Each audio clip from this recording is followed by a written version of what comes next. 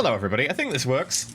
Hello, and welcome to something different. Unfortunately, Mathis is ill, so we can't exactly do what we were planning to do with the whole, there's gonna be like an epic one-shot epilogue of just around the corner, etc. So send Mathis all the healing vibes, etc. Like, give him a tweet, tell him we miss him, because we do. We do. But luckily, we do have a Josh here. Wait, this way. Hi, Josh. Hi. It's that way? No, other way. Hello. You right?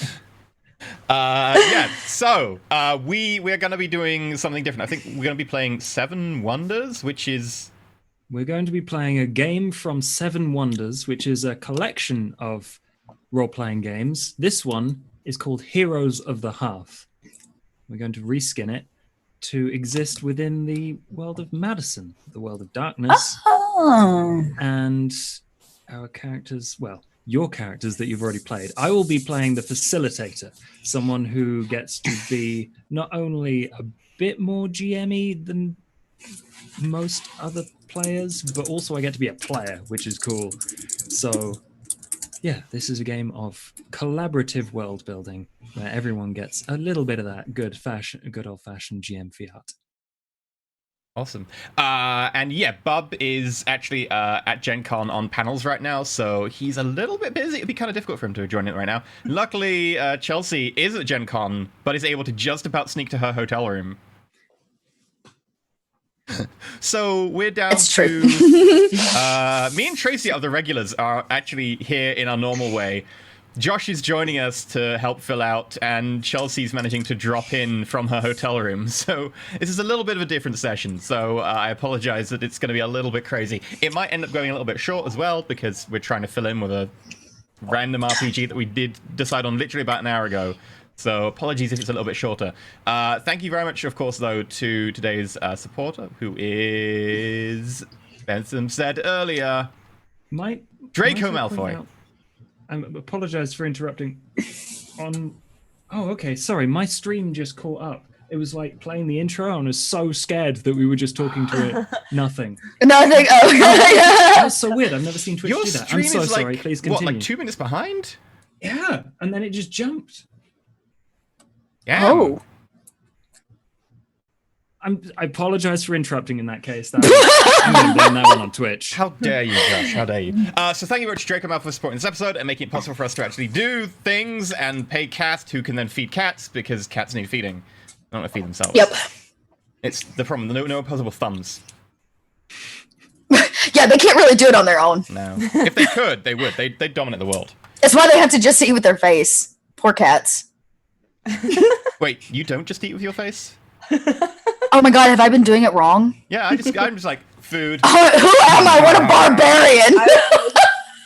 I'm sure Ida does, though. Oh, yeah, well, you know. She tries to be, more connected to her cats. She has learned that you have to take the wet cat food out of the can, though, if you're going to eat it with your face, because it'll really just, cut your... Oh, that sounds painful. Okay, hang on. I'm hearing that my mic is a bit loud. Sorry, crew. I'm like... I always just Let's see assumed if I can take it down. Chelsea was just a little bit loud.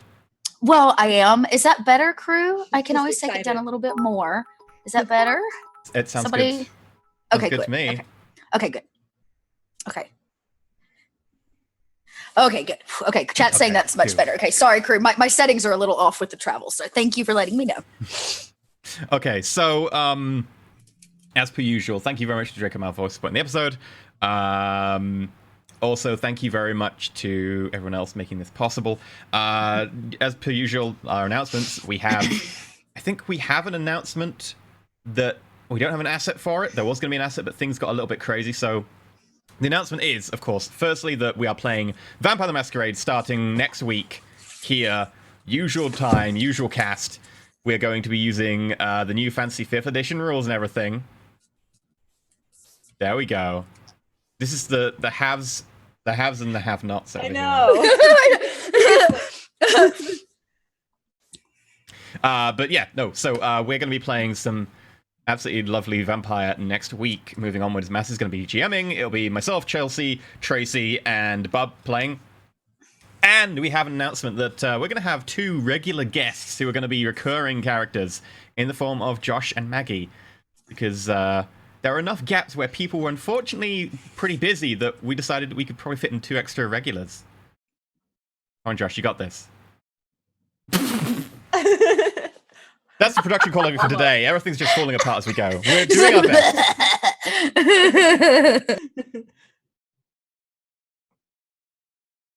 There we go. That's better. So there we go. That's the announcement today, that we will have 2 regular recurring cast. Also, we will be doing our character announcements starting on Monday. We have some lovely character art getting done. We've looked at the sketches. They look really badass, so they will be releasing from Monday, Tuesday, Wednesday, Thursday, and then Friday should be like an intro video or something. I need to work on that. So I think that's it for the announcements so far. In terms of supporting the show, you can do so at patreon.com/roll4it. You can do a load of tiers over there, including some really cool things like after shows. There's also stuff like Twitch. If you want to subscribe, you get access to the Discord as well, just like you do on Patreon. And also get access to some lovely emotes. And of course, you can use tips and bits if you want to do so as well. Also, you can spread the word about the show. For instance, like tell people about amazing Vampire 5th Edition madness that will be going on. So please do that. Right. I don't want to kind of just jump right in if possible, because this is going to be interesting. We are playing Seven Wonders. Josh, what do we do? This is going to be a bit of world building. I imagine we are currently extant in an alternate timeline where the players will get to decide exactly what problems have befallen their characters. But to introduce it, I think there's a nice bit of text here from the actual book that I will have to keep referring back to. In Heroes of the Hearth, the players tell the stories of the heroes who are left behind when their loved ones go off to war, or in this case, leave Madison. The game is a free-form, narrative-led story game where players frame scenes and then play through them to create the story. The game includes world creation, character creation, 3 acts, and a climax where a terrible threat comes down upon the town of Madison. So I believe the best way to prepare to play is that I explain the fact that we have an X card available to us because there are multiple people. I'm sure it'll be fine. Wait, have I? There we go. Oh, okay. Sorry, moving PDFs around. We have an X card available to us, which means that if anyone at any point feels uncomfortable with the thing that's happening, we can just go, and then we ask no more questions, we move on. We can also prompt each other to help out role-playing, where we can ask questions during a role-play segment. If you want something to bounce off of, you can ask a specific question, and I think this is something we all are pretty prepared to do anyway during role-playing, where we ask for more information to help us decide what our characters would do. We can also ask for more details or for people to do it slightly differently if they have a cool idea. This is all kind of a collaborative experience. So, we should begin with the world creation. World creation follows a script where each player in turn reads a paragraph aloud to the group and answers the question in bold at the end. Each paragraph and question will only be read and answered once. The answers... Do you all, oh, by the way, have the PDF available to you? I don't. I guess that's probably important. It is in the Discord. So while Oh, I'm it is in the doing this, Discord. Okay. I'm downloading it now. Okay, you let me can grab find it. the PDF. I'm scanning it for viruses. Good. That's important. Yeah, you never know where Josh has been. Yeah, well, we did just play Stardew Valley together. That is true. So we know exactly. And nobody knows where you go in Stardew. Everywhere. Everywhere. With all the stars. Okay. It's in the... What page? We start at page 100 in the PDF, so you should be able to go there. I'm going to begin just to give you an idea of what's going on. There are 5 questions that we have to answer, and we'll probably just go round and round until we have them all. With what is the threat, Who leads the threat? What is the geography of this country like? What is our home like? And how did the village farewell its heroes? So, Ooh. I would like to start, and I will read out a little bit from the book. Okay.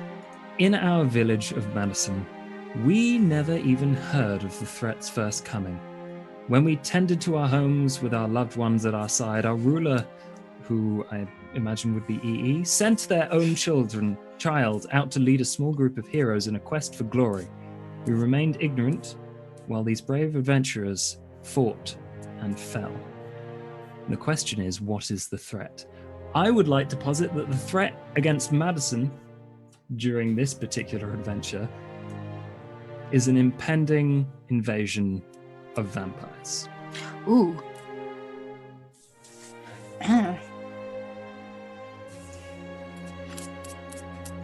All right.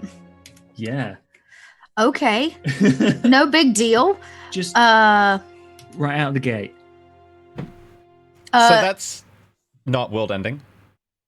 Not world ending, certainly life ending in some instances. okay.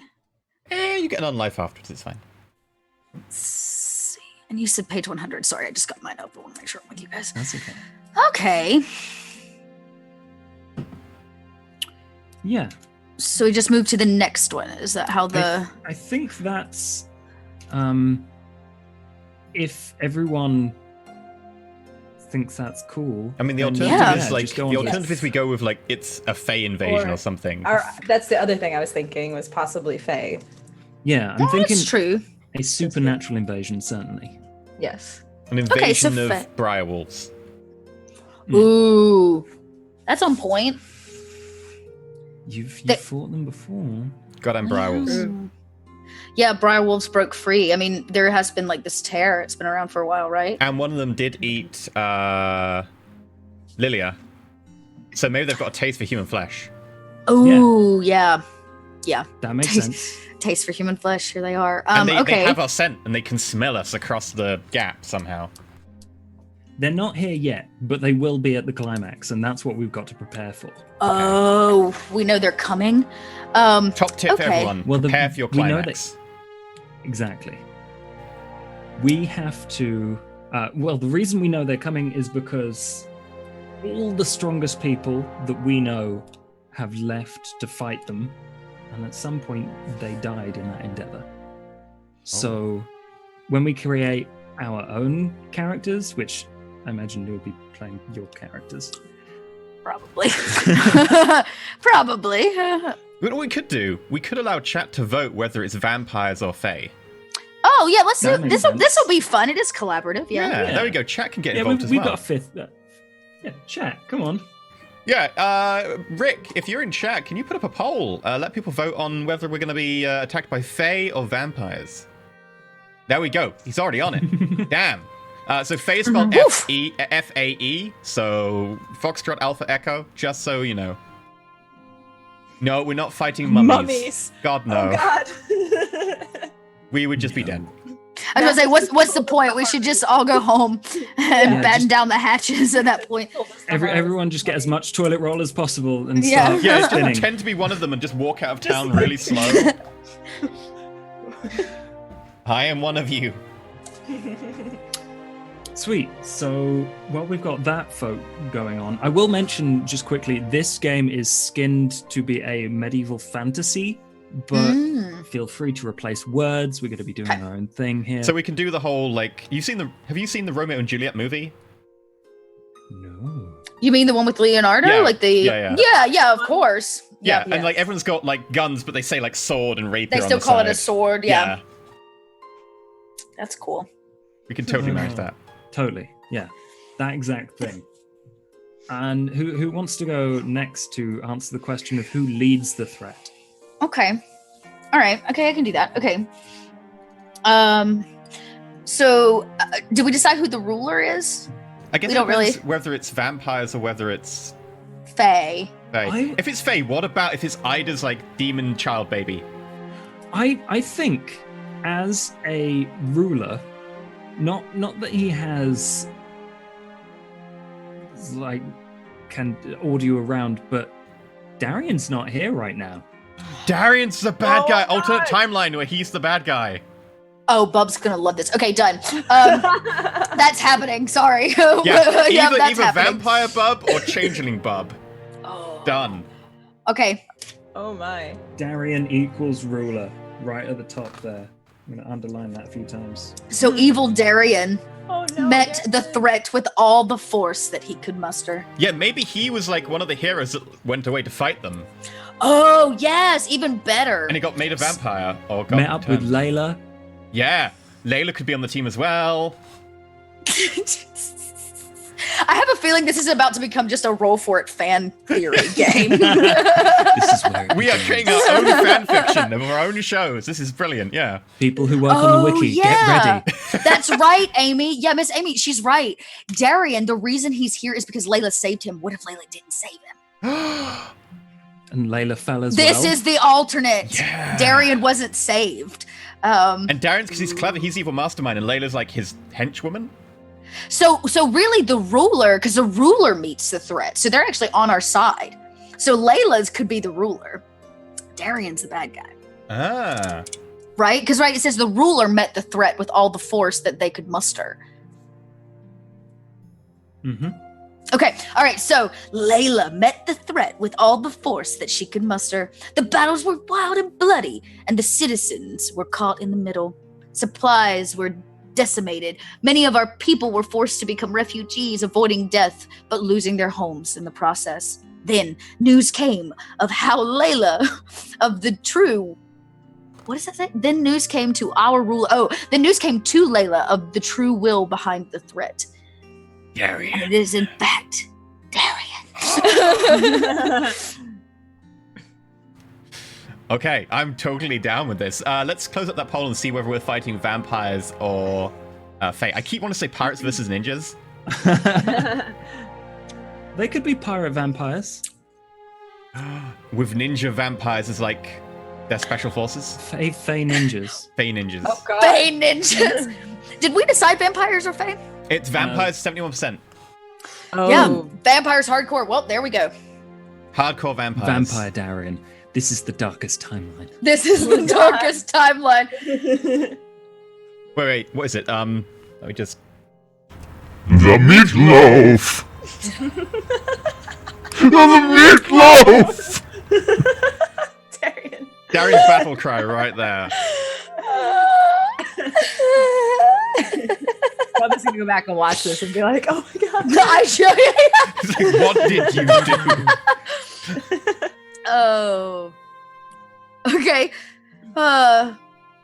So what now? So now the geography of our country, or just the town Of Madison. of Madison? Flat AF. I have.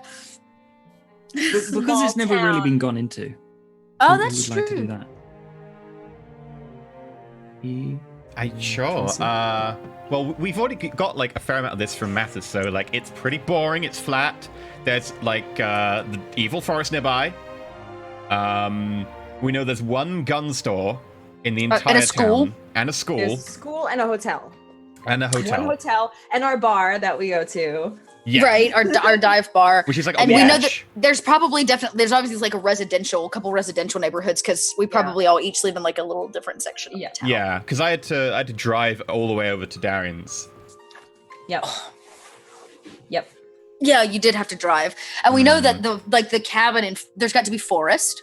And there's a cabin in the forest as well. And the forest, so there's got to be some kind of wooded area nearby. And you're right, Indiana, as for somebody that just drove through it, that business is flat AF. It is so flat here. So flat. Yeah, trees. What else? Anything else? I don't know. Let's say that there's also we need a park. Most normal towns have a park with like maybe a little like duck pond or something. Yeah. And a library. Towns have libraries. A lot of Like a- I'm picturing like small businesses and things like that. A like really small pristine, town. like white town hall. Yep. Or Yeah. like those white slat churches. Yeah. Yeah. Yep. Little storefronts with like a cafe and then like your hardware store, and like Mhm. everything's on like a little strip. Yeah. Yeah, there's that one road where all the shops are. Right, yeah, Yep. yeah, that one strip of Exactly. town that has like your grocery store And then like one street away, then there's the seedy district already. yeah. I picture this almost like Sunnydale. Isn't that how Sunnydale's set up? Yeah, kind of. Yeah. Pretty much. Yeah. Actually, Sunnydale's weird because at one point it's like, by the way, Sunnydale's now near the sea.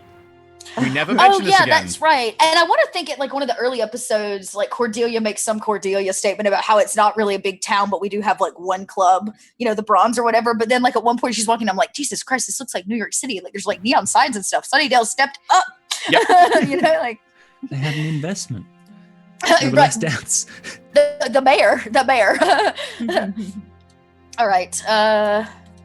So in terms of the geography, is there anything we need to like answer for? Will it be used as like in some way during the storytelling? I mean, I guess in terms of like we're preparing for a battle or to be attacked, so I guess there's like maybe one main like arterial road that goes through the town, and a couple of feeder roads, but I think. And the forest does back onto the town because I remember that we chased Lilia into the forest from the town. Right. If you, I've quickly skimmed the kind of context, like the fluff text, and it's basically describing your town as slowly emptying of people.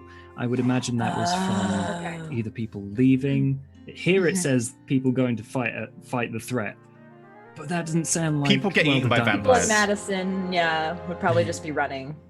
And getting eaten. Yeah, running. And the ones that didn't, I would say too, if we have like some kind of government building, this white building, or one of the churches would have become like a shelter, would have been the last holdup for those people that like didn't make it out when shit got real. Maybe we've got like an abandoned prison. Do a Walking Yeah, Dead. or something. Yeah. Though, oh god, don't hold up in an abandoned prison. What if they turn all those prisoners into vampires? Oh my god. What about like maybe like one of these really small like sheriff stations, like not even a proper police station. Oh, yeah, that's good. Yeah, there's got to be So- a police station. For what? Are we moving into like what is our home like? Oh type yeah, thing? I Or were guess- we? Oh, okay, yeah.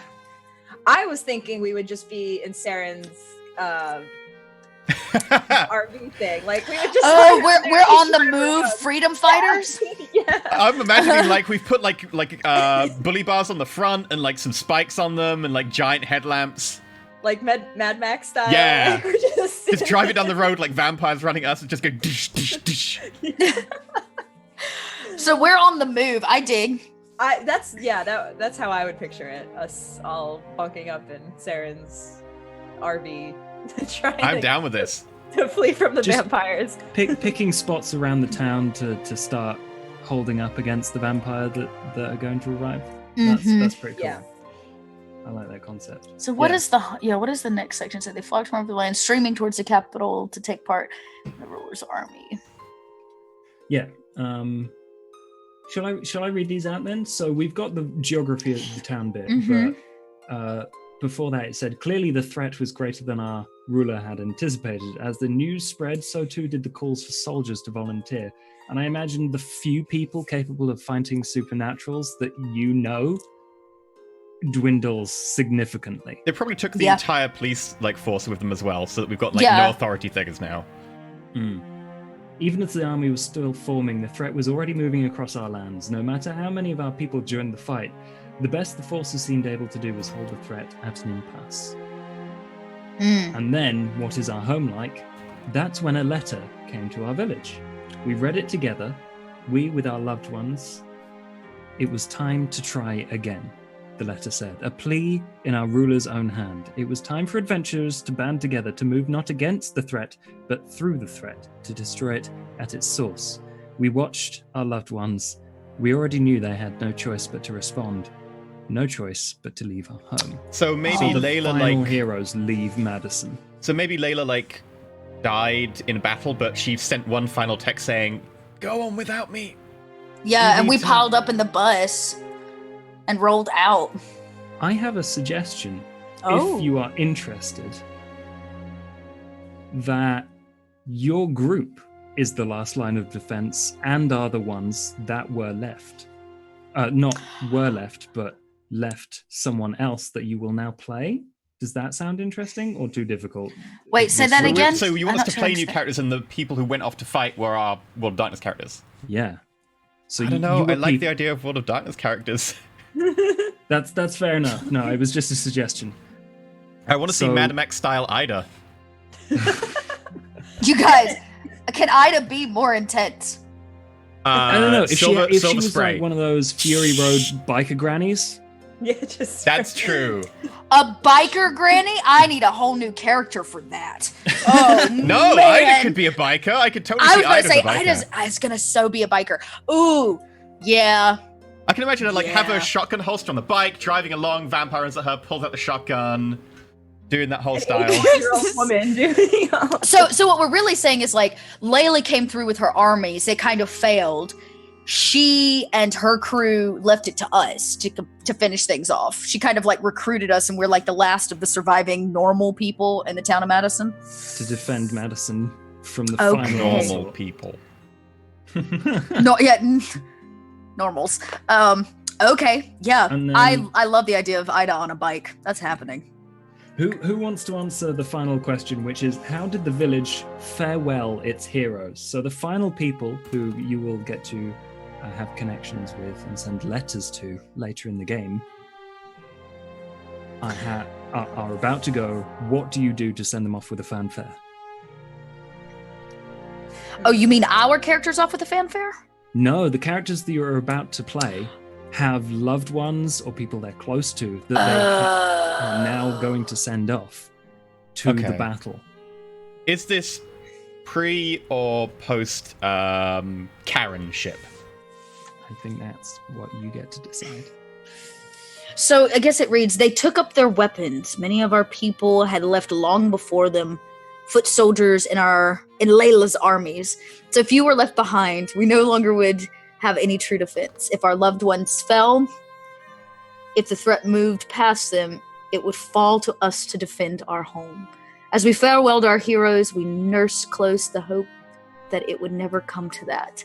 How did Oh, I know. Ida sets off every firework from the top of the tallest building in Madison to draw attention so that they can exit without somebody chasing them. She's basically, it's like, bye, bitches! And fireworks off in the air, you know, and she's like standing on the top of the local building, like, rah!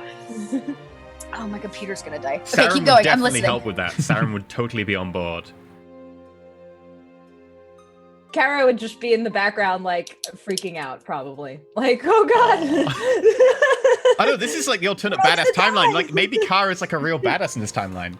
Oh, she could be. She could just take up arms and yeah, that's actually not a bad idea. Have a fighter, Kara. That works. Like a guitar with an axe blade on it, and then you can have an axe. Yes, I was on the front of the RV. Yep.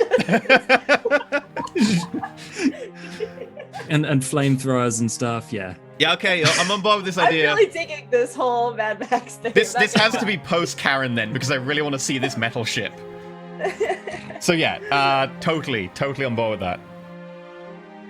Awesome. So we have our threat of a vampire invasion. We have the leader, who is vampiric Darian. We have the geography, which is flat AF and rural AF.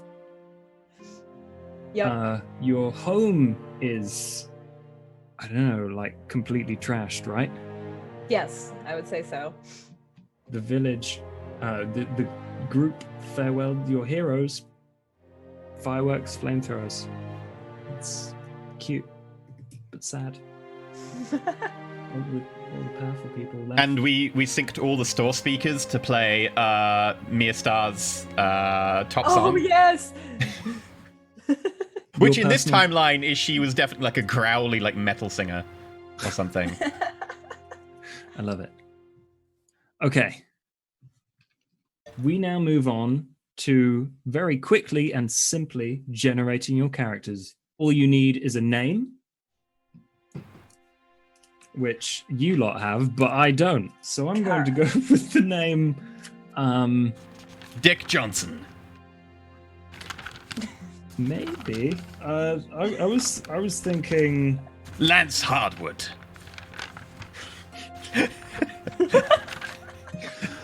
Bend over. I'm not gonna lie, I did actually, the cameras have all gone crazy, but I did actually have a character called Lance Hardwood almost. I changed the name a day before we began a campaign. Because I was like, it's gonna be Lance. What's the last name? I don't know, I'm gonna put Hardwood. Yeah. Dot will be back. I think our computer I'm just not ran out gonna of go battery. with the pun, but I. Not bend over? No, I'm going to go with Hugh. Hugh. H-U-G. Hugh. Hugh Mungus. Masters. So close to not having a pun name. Okay, Hugh Masters. Oh, Rick came up with the same one as me. Oh, you're both as bad as each other. Okay. And we get to define a role that it says here, the character's role is defined by their relationships to their loved one. That is, they are the fiancé, sibling, child of the relevant character that is left. Hugh Masters is going to be the cousin of Humongous. that doesn't even make sense. I don't know, I'm No. working on this. It's going. I want him to be the cousin of one of the two kids who got stolen into the Oh. Feywild. Oh, of Matthew or Lilia. Yeah, I don't. Okay. Matthew was more of a He was badass. more relevant. and would I probably think. go off to fight things Mm. with Layla. She was like, "Oh, you're a changeling. Let's go." So, cousin. Cousin of Matthew.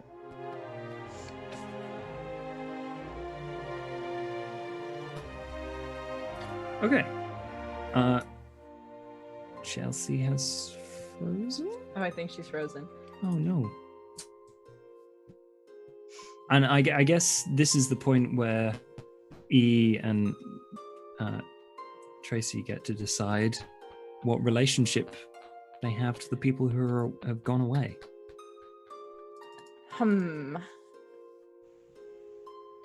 Well, for Kara, the people that have gone away would be like her students or the people that she doesn't really have anybody else in this town. So besides Saren, who's here.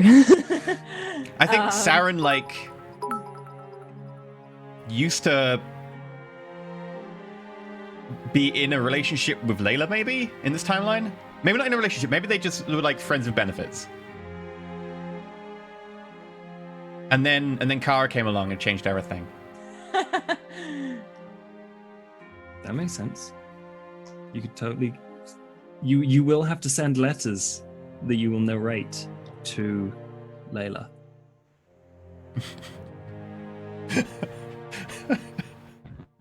That'd be. Oh, there's such judgment there. In Kara character already.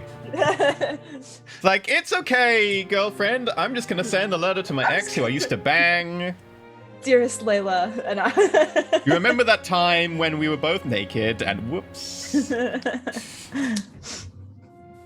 Yeah, I think for Kara it'll be like, I mean, it could also be Matthew or Lilia. I feel like. Yeah, we don't have to have different ones, I guess. Yeah, that makes sense. Or yeah, for me it would be Lilia because I think Kara would like Lilia more because Matthew is kind of a douche. So. That is Okay, true. It yeah. would be Lilia. Teacher of Lilia.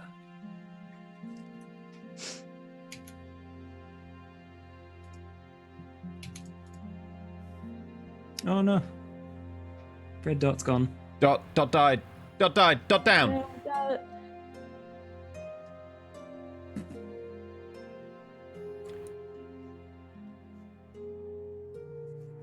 Well, in that case, I'm going to go on and invent this brand new character in Mathis's World of Darkness. I hope he doesn't mind.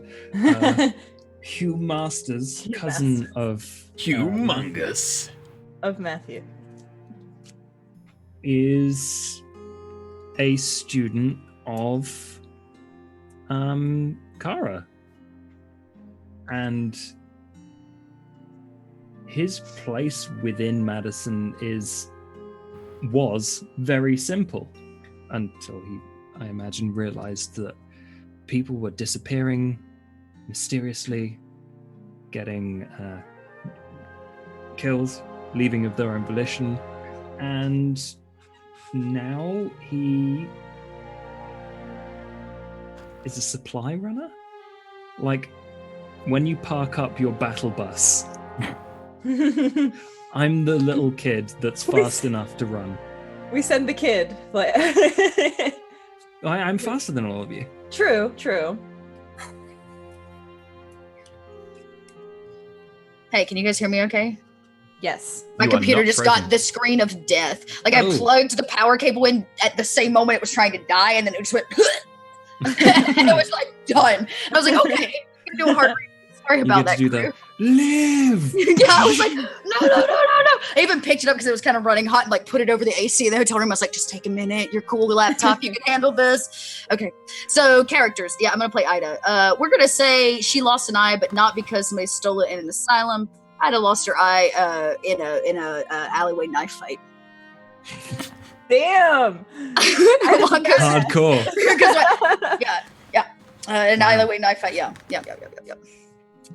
And I think she, her bike has I mean, if we're killing vampires, maybe she's put a jousting spike on the front of it so she can run their asses over. Like, spike them through motorcycle style. Oh, like you get like a fence post or something and just put it on the front. Just put it on the front of the bike. Yeah.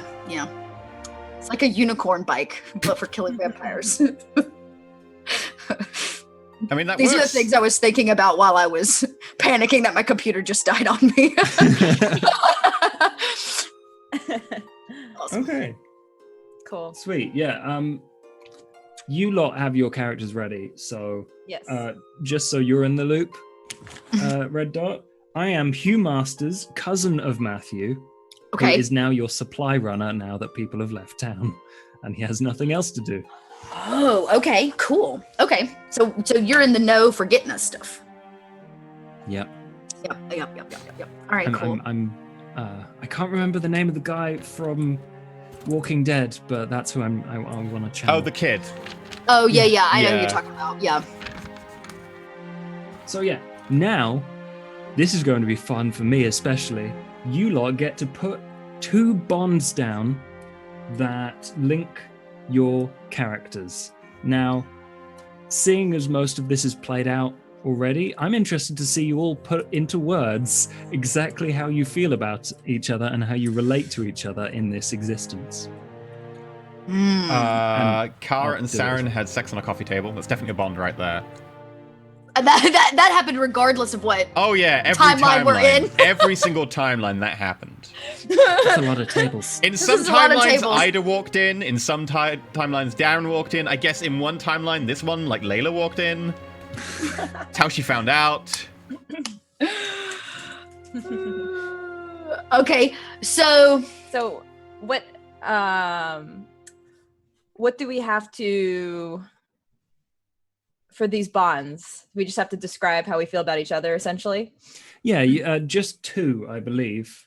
There's Okay. sample ones in a different PDF. Sorry, I just had an idea.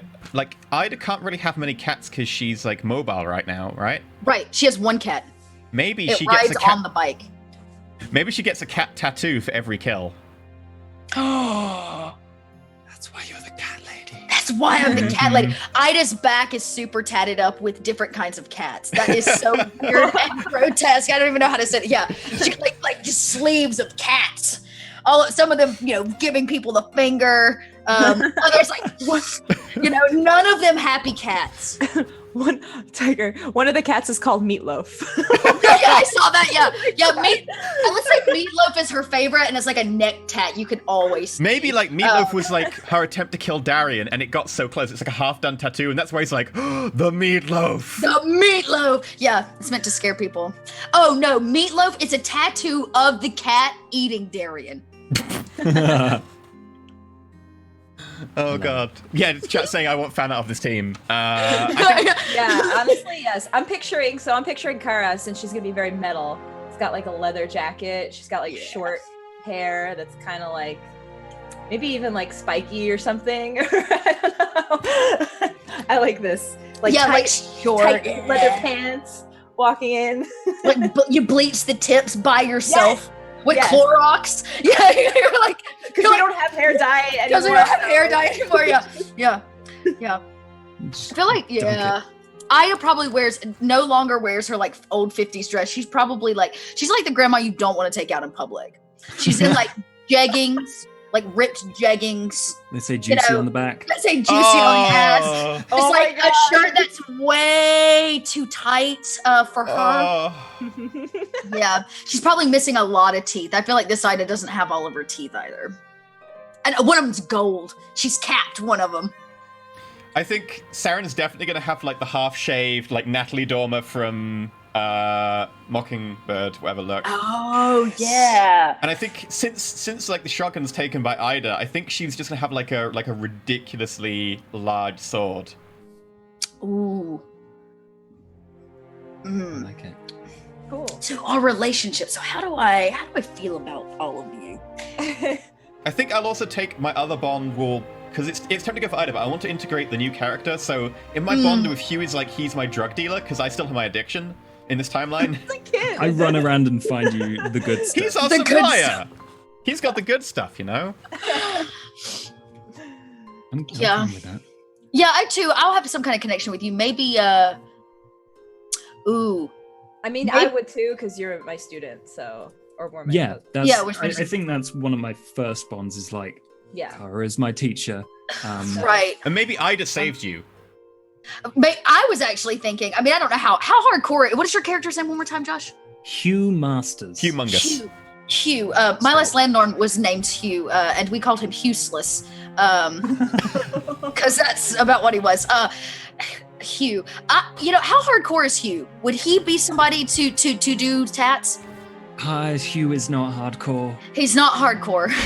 He's not hardcore. Okay. Not in the least. Well, I would say Ida's way hardcore. So, yeah, maybe something happened like true Buffy style, where something went down at the school, like the vampires attacked the school, and Ida managed to save you, and just a couple more, but not too. I mean, I feel like if there's an attack on the school, a lot of the students died. So like anybody we could get out wasn't important. I'm imagining like Hugh's getting like cornered by vampires in the school in the hallway. It's one of these big wide hallways like Sunny Day style. Yeah, And then Ida comes in on the bike, smashes through a fire door, and like then just impales one of them, shotguns another one, goes into a power slide and just splashes the other one next to the wall. And he's just like, Just "Hi, like Hugh, that. I'm here to Yeah, save just you." like and like you walk in and she's covered in blood, like panting. There's only a couple kids left standing, and then the two of you walk in just in time for her to finish everybody off. You know, like Nice. Okay, I think in that instance, there's some sort of hero worship from Hugh to Ida. Like, save my life. Gonna follow you around like a puppy now. And Aw. she hates it. She hates it. She's like, I just saved your life. Like, you know, Go live it. go live it. Yeah, leave me alone. Could we You nickname know, you the puppy then? Because he follows around like a puppy. No. Or kitten. or kitten. That size don't one know. cat right That's there. why- yeah, she's put a basket on the back of the bike Oh, so the kitten can ride with her. Oh Love it. man, why didn't we play this World of Darkness? It didn't exist until now. we can use the normal World of Darkness rules. We're good. We just got our characters. We just pimp them out. Lots of powers. Done. Oh man. Okay. So I have, just to summarize, I hero worship Ida, and Kara is.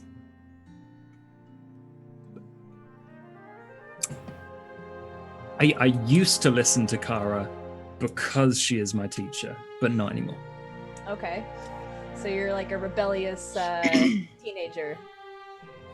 way. Not so much rebellious, because I feel like I want to play Hugh as kind of a wimp, but still kind of like I don't Like, go to school anymore. Why are you Yeah, telling me what to do? I think Kara might still be like motherly toward her students, but you know, if you don't listen, that's fine. But I'll still try. Yeah, okay. That sounds like fun. And yeah, I guess the others can summarize their bonds. Yeah. I'm thinking maybe if this is an alternate timeline, I didn't actually, when she got out of, maybe there was like some kind of asylum thing, but maybe this time her husband was actually killed by vampires. So she had this like, from the start, she's had this very, this grudge, and she's traveled on her bike across country. Maybe you did go to the asylum. Maybe they tried to take you to the asylum and you like punched them out and then ran. And then ran. And you've been instead on the of run coming ever to- since. I'd been on the run ever since, and Madison is just the next stop in her vampire, like, literally masquerade across the country as she kills them. See what I did there? I think I will change my sword to just like a really tricked out chain sword. It's like a chainsaw that I've modified. Yes. Oh my god, More yes. metal. It's so metal. That's so metal. Just so you are aware, chat.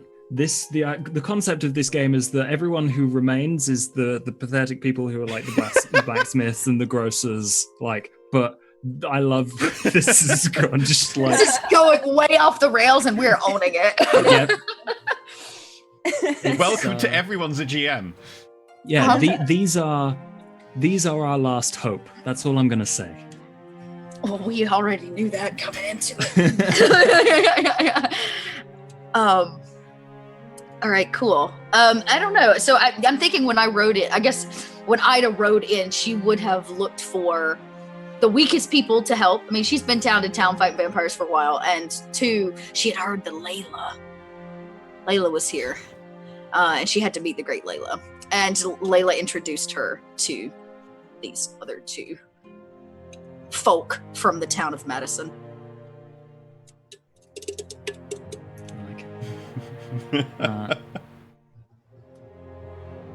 Yeah, Tracy, what were your two bonds? So I guess the one would be with Hugh, obviously. Still looking to Hugh as my young Padawan student, but maybe Hugh doesn't feel that way anymore. It's fine. And then the other would be with Saren, since we have in this universe also previously had a relationship, despite Saren also being with Layla at some point. Oh, wait, are we broken up in this timeline? Oh! You know what? I kind of like that. We've broken up and now we're stuck together and it's going to be super awkward. Yeah, And maybe you were it's the seeing other way around. Layla? Maybe Layla And came you between were- us.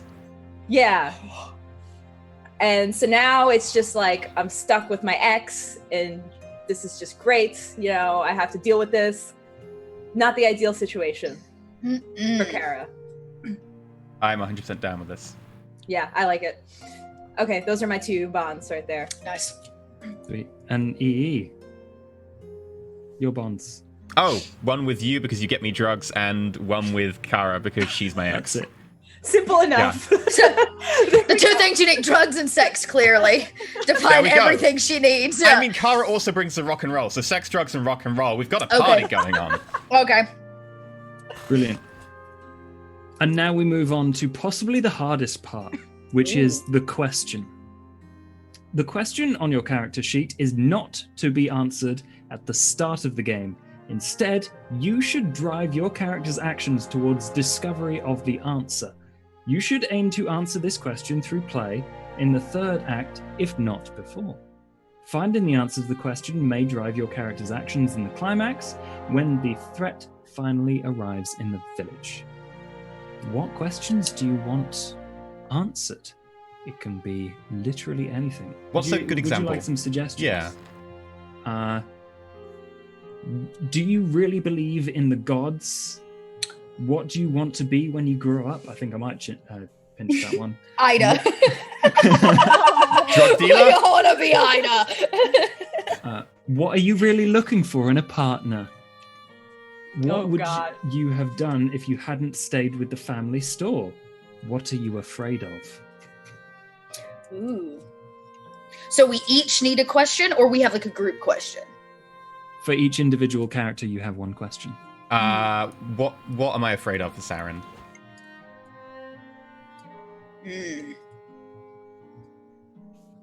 By the way, apparently this show is the How Metal Can We Make Our Characters show now.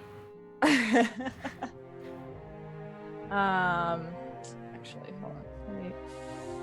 Let me think. Because I think this time she's less concerned about family and answering questions, because last time she didn't know what got her husband. This time she knows. So her question's probably going to be...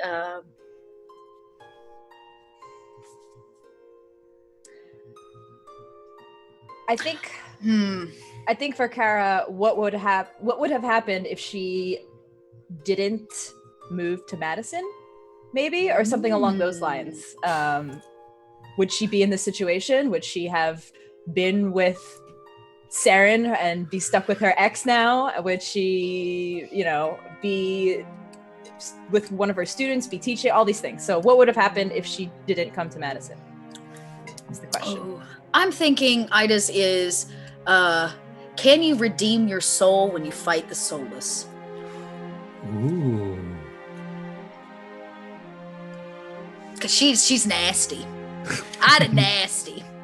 That's very. I'm imagining at some Constantine. point, like in like the pre-montage of Ida building up to like her character reveal, like she garrots and kills like a vampire with like just some barbed wire or something. Oh yeah, just garrots his head off. Yeah, that's Ida. She's just... And like the barbed wire is not particularly sharp, so you have to like shimmy it back and forth a Saw lot. a and little it's just, bit. Yeah. Okay. Yeah.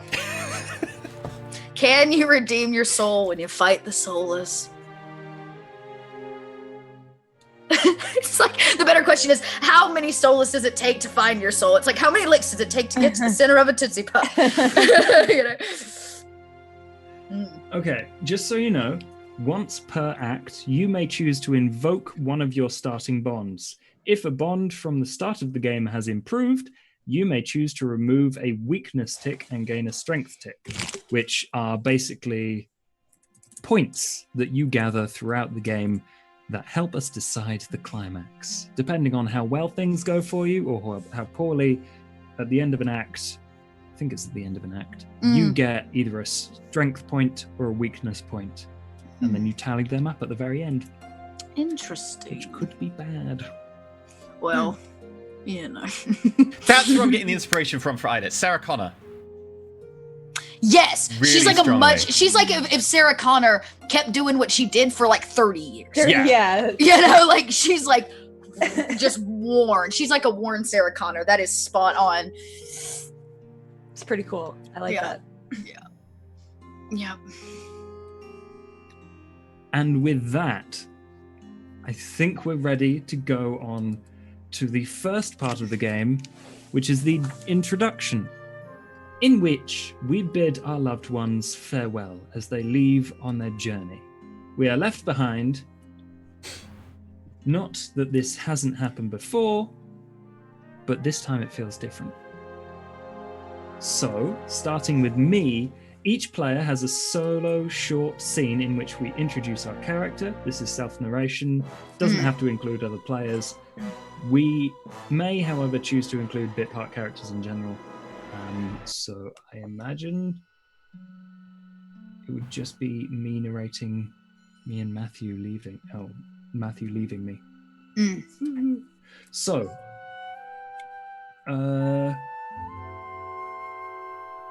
there are examples if you need a hand, but I have an exact idea of exactly where Hugh was and exactly what he was doing when Matthew left. It was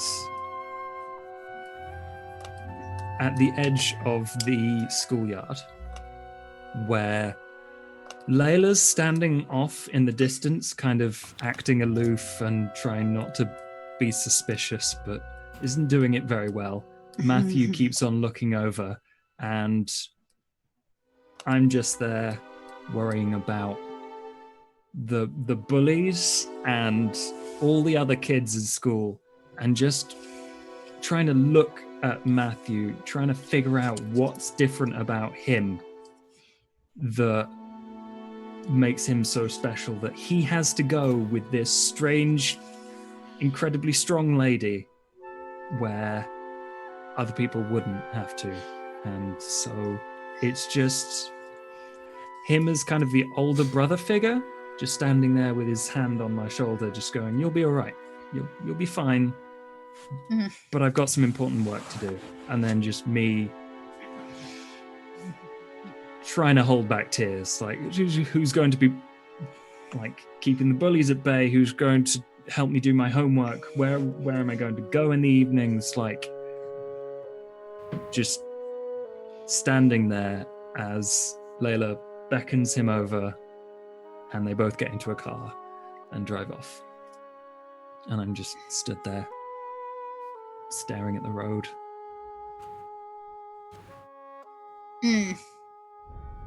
Aww. Yeah. That was the last you saw Matthew. That was the last time I saw Matthew. And the first time I saw Layla. Yeah. So who wants to go next? Oh my God. For Kara, she also was at the school at the time. And Kara, in this world, she was still doing her class, but she's kind of more of the cool teacher. She's not the teacher that they make fun of.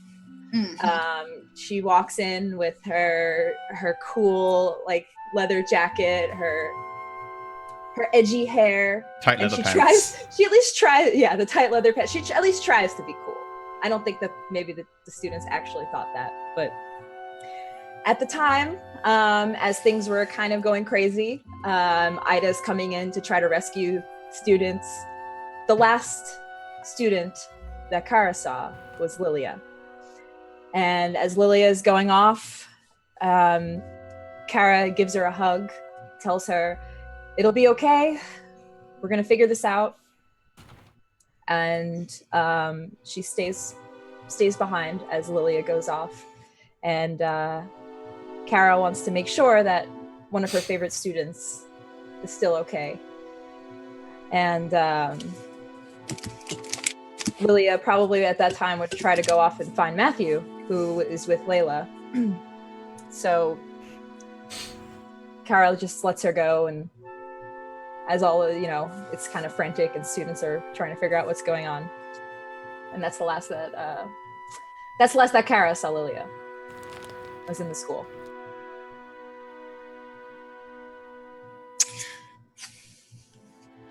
So it's supposed to be one of our bonds, am I correct? You're wait, muted. you're muted. Or Yeah. Or just- Anyone, but just- you can okay. invoke a bond. Oh, I see. Okay. Yeah, this is someone that Ida was close to. Were you trying to fix your dying computer when we did this? That might be. Oh, Possibly, and I just didn't. Yeah, my computer. Yeah. Oh, okay. Oh, because it was when we were doing the roll, right? So very quickly, Ida's role in the village should be described in relation to the person who is going away. So, for instance, Hugh is the cousin of Matthew, who's the person going away. Kara is the teacher of Lilia, who is the person going away. So, Got it. could it be your husband? Possibly. I was actually thinking it's Layla. Right? Because we know Layla goes away and potentially doesn't come back. So Ida is a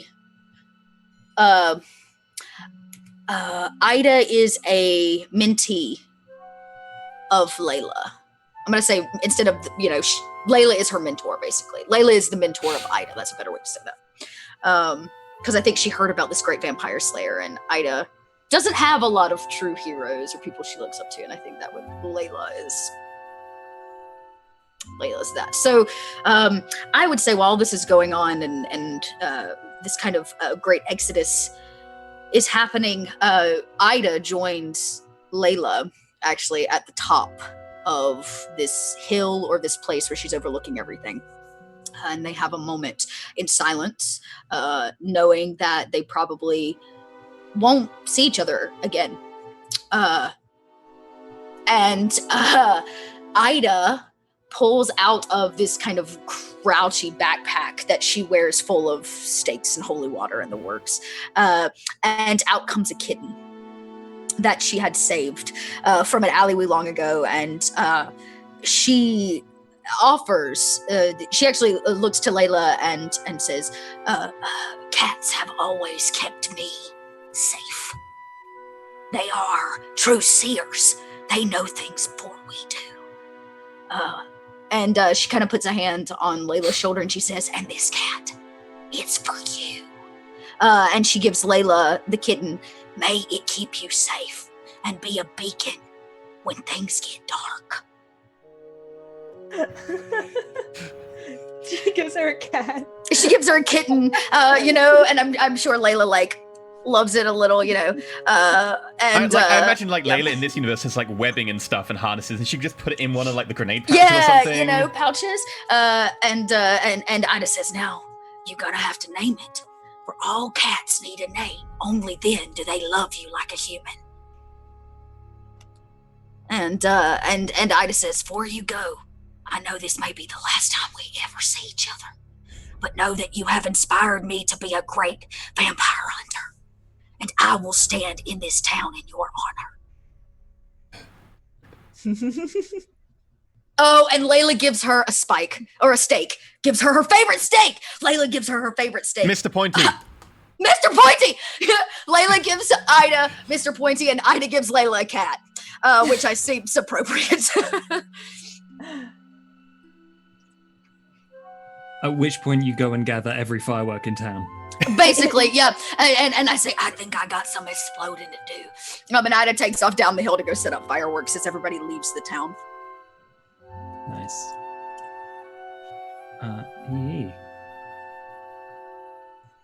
Trying to think of what stage Saren and Layla's relationship is. I think they just something happened and it came between Saren and Kara at one point. Maybe there was a, do you fancy Layla, do you not? And it got to the point where they just were okay, and they broke up over this miscommunication. And then Saren and Layla ended up basically hate fucking. That's quite metal, so I'm gonna go with that. So that's how they broke the table. It was Kara who walked in on. No. No, we'll always have the table. Well, you broke it. So I think the morning before they're about to leave from the school, she wakes up next to Layla.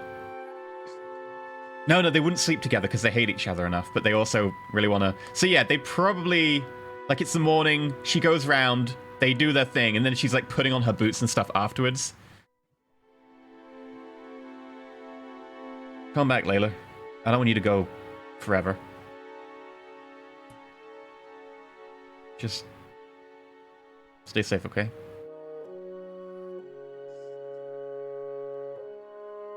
And I hand her a pistol. It's my favorite pistol. And it's engraved. It says sword on the side.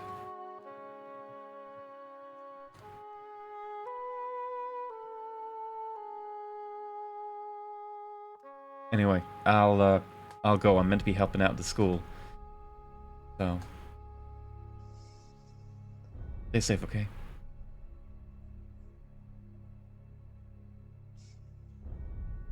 I leave.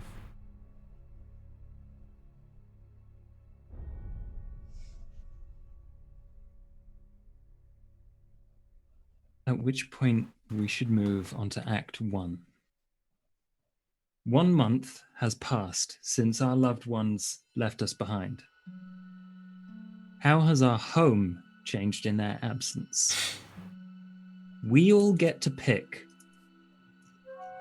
one occurrence, one thing that has happened, possibly a problem, possibly a change in circumstance that affects our lives in some way. So,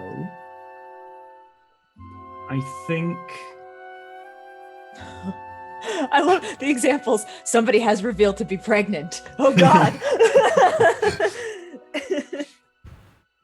It's Saren. No, it's Ida. No, it's the kitten. Oh my god. All right. So how it's changed, like kind of like what the big, basically the rising action towards the climax is what I'm hearing from you. Yeah. It can be pretty much anything you want, but we have to pick one. And where's I'm Darian stalling when him. we need him? We need him to maintain our story structure.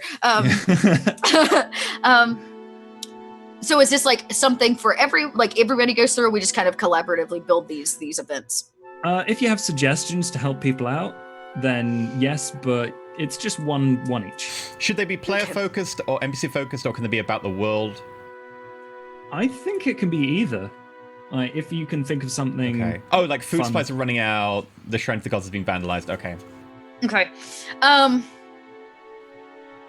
So I'm thinking, since the school went under attack, and then we had this giant, like, I guess in Ida's mind, the exodus needed to happen without them being attacked. So there was the distraction at the local courthouse or whatever the kind of municipality building was where we set the fireworks off. So maybe there was a great fire. The fireworks lit the center of town on fire. Ida burned down half the town. Ida burned the town down, and then she's gonna paint it red. No, I'm just kidding. So she burned down kind of by accident, but it happened in the battle as the vampires ran to attack them, and so the kind of center area of town is now kind of crispy fried and hollow. Just like my heart. just like Ida's heart. All of our hearts. Basically, yeah. Yeah. Sweet. I can't think of one, so someone else go. Oh god. Yeah. I think for mine, I'm going to cheat. Food supplies would be running low. We are bandying about in this battle bus, trying to go from place to place. And as the runner, I would be the first to just tell everyone, it's not enough to survive. Mine is going to be anyone who tries to escape the town, we just never hear from again. They get far enough away, and then we just never hear from them, which is why we haven't left the town area. Like maybe the vampires have set up a perimeter. Maybe. We don't know. It's supernatural almost that anyone who goes far enough out, and there's an ethereal mist out there or something is hazing around the town. Okay, so nobody can come in or out, which is maybe why everybody that goes out never comes back, and we never see anybody come in, and that's why we're low on supplies. Yeah. Yeah, okay. No, maybe it's not mist. Maybe it's just permanent night now. Maybe the vampires have done something to make permanent night so they can now, Oh, that is move at dark! Oh, okay, yeah, permanent night. I love that. Okay, permanent night, and anyone who goes far enough into the dark just never comes back. Never comes back. The dark is impenetrable almost. Light doesn't really light it up almost. Oh god, this reminds me of 30 Days of Night? Yeah. That book scared the pants off me. That's scary business. Man, I'm thinking about, we're gonna be screwed then. Permanent night, vampires everywhere. I don't know if I no can food. survive. Yeah, no food. There's plenty of food for the vampires. Yeah, exactly. If anyone knows any vampire lore, they will be thinking the exact same thing that I am thinking. And this is going to go very messily. If you give me this, I'm going to run with it. Oh, I'm giving you it. Take it. I'm scared. Darkest timeline, literally. Make it dark. Oh, yeah. Okay. Sorry, that's an aspect I really like about Blades in the Dark. It's just by the way, we accidentally broke the gate to the underworld, so it's now permanently night, and there's just She's run ghosts away. and demons everywhere. What did you do? You made her run away. I think she's a fan of Blades in the Dark, and she has something. Okay. No? Yes? No. Oh man. Okay. Oh, she's just grabbing. Okay, what was you grabbed? I thought you were gonna grab a prop. My battery, because my phone's dying. Okay. It was my brick battery. I wish I had a prop. Literally the only thing I brought of Ida's was the eye patch, and I wish I had props, though. There are some pretty snazzy weapons I was eyeballing here at this con. Okay. So permanent night. Part of the town has burned down, and we're low on supplies. Mm-hmm. Tracy, what are you thinking? So Kara and this, if we're all on the bus, Kara might be trying to like bark some orders around and trying to figure out what to do. So she's gonna tell Hugh, all right, Hugh, we're gonna have to send you out again. Oh yeah. We need it. We need food, we need supplies, and we're gonna die out here. So we're gonna need to take another run. I think we all are very aware of that. So, I guess, but I was actually going to ask, what is the problem you would like to introduce into this situation? Oh, okay. So what? But we can move on to that later. Definitely. So we all. I thought it like. So we all each have our own problem, or I thought it was like more collective. So like it's an occurrence that's happened in like the last 6 weeks that just something's got worse or has changed in some way. Yeah, it doesn't have to be worse, but something that's changed for us in this last 6 weeks. Month. Maybe ammo's running low, or the vampires have like completely depopulated the outskirts. Maybe just like in general, tensions are rising between the four of us. We're really like, as we're starving and not all of us get along with each other, it's just becoming more and more hard on us mentally. So I think that would be a good problem for us to have. And tensions are running high. We're slowly losing it. Maybe tensions are running high with everyone. Maybe like the rest of the people have also turned into like their own gangs and stuff. Oh, yeah. We can't sleep. It's night all the time. Oh, we have to take it in turns. Like, we have to take it in turns, and so we're sleep deprived, we're malnourished, and tensions are running high. Like maybe Hugh just has to keep running to the pharmacy and stuff to just get us like stimulants and stuff so we can drugs. Yeah, we're basically running off adrenaline, which makes us fucking nuts, basically. Adrenaline, like energy drinks, and stimulants. There we go. Yeah. Sweet. Okay. Starting with the player who reads this act, I guess that's me. Players take turns framing scenes which feature their character. Okay. They should introduce the location the scene takes place and the characters present. If they want to have a scene with other players' characters, they may simply frame the opening with them in it. However, if they have a particular direction, it is useful to advise the other players of their intention in advance.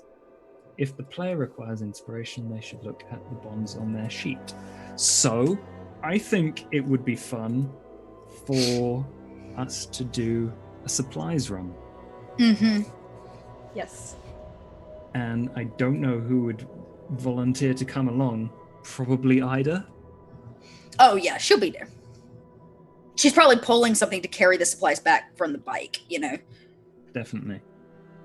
So shall we have a scene where we are running street to street, trying to grab as much as we can from this one pharmacy that's a bit further out that we haven't fully looted yet? Josh, can you turn your mic up a tiny bit? Yes, I can. Okay, Yeah,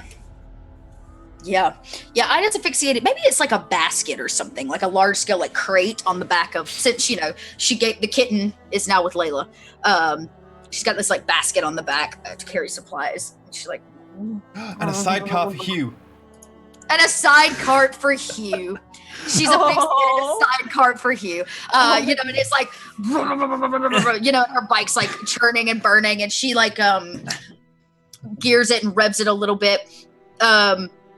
Knowing that if the vampires are drawn to anything, it'll be the sound. So maybe she can keep them away from Kara and Saren, who are actively trying to gather supplies and things like that, you know. So she drives a little bit ahead to try to make sure that if there is a needed distraction, that they can be it.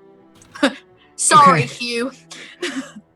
Okay, but I'm supposed to be running for supplies. So this is both a distraction and a supply run, yeah? It's a little bit. I mean, I think if we make a supply run, we have to recognize the fact that, like, the farther out we get, we have to have somebody that could be a distraction. Because, like, if you guys are going into places, I is basically in the center of the town, like, you know, like, and she keeps, like, revving it, making sure that they don't hear you guys scouting for supplies. Yeah. Well, I get out like a little notepad, and it's like, these are the things that we're running out of, and I point at like basic stuff like paracetamol, and turn the page to cover up the fact that Saren has scrawled down just in big letters, drugs. Yeah. Yep. And also some special requests. So hopefully we can grab those. I think it's just down here and around the corner. Do you have any idea how many vampires are going to come? Because I don't normally come with you. Ida looks down at the side cart, and she probably talks way too loud based upon her hearing and the burning of the the revving. And she's like, she goes, I never know how many are coming, but we've got to expect the worst, kid. You best start running. Oh, okay. And I guess you pull up outside. Yeah, I'll pull up, I'll kind of creep up outside. I'm guessing, is it just the two of us making the run? Or are you the other two coming with us? I would say it would just be you the and two of me us? for this particular job, because it's like a bit too far out for too many people to risk. Cool. Right. Yeah, Ida goes, all right, I'm going to go here. And I'm sure the town square or something that might have a cute fountain. Maybe it's circular. She's like, that's where I'm headed. I'm going to lay out some oil and spin some donuts till they come running and light their asses on fire. Oh my God, that's amazing.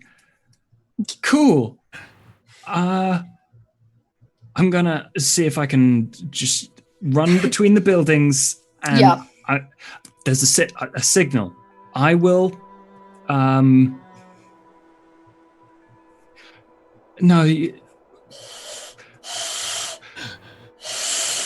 It might be a bit quiet underneath the.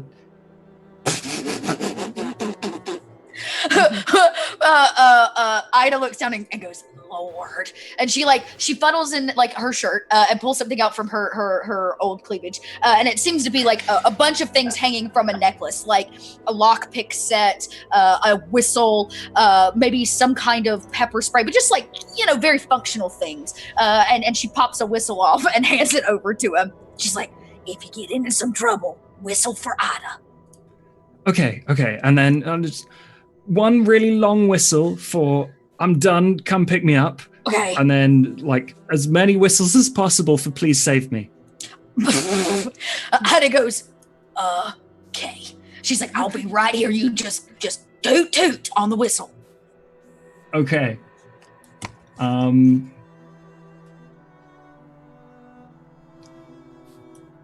And so, Ida will drop you, and then she kind of revs the bike, takes air a little bit, and she rides off towards the center of town, and you see her grab a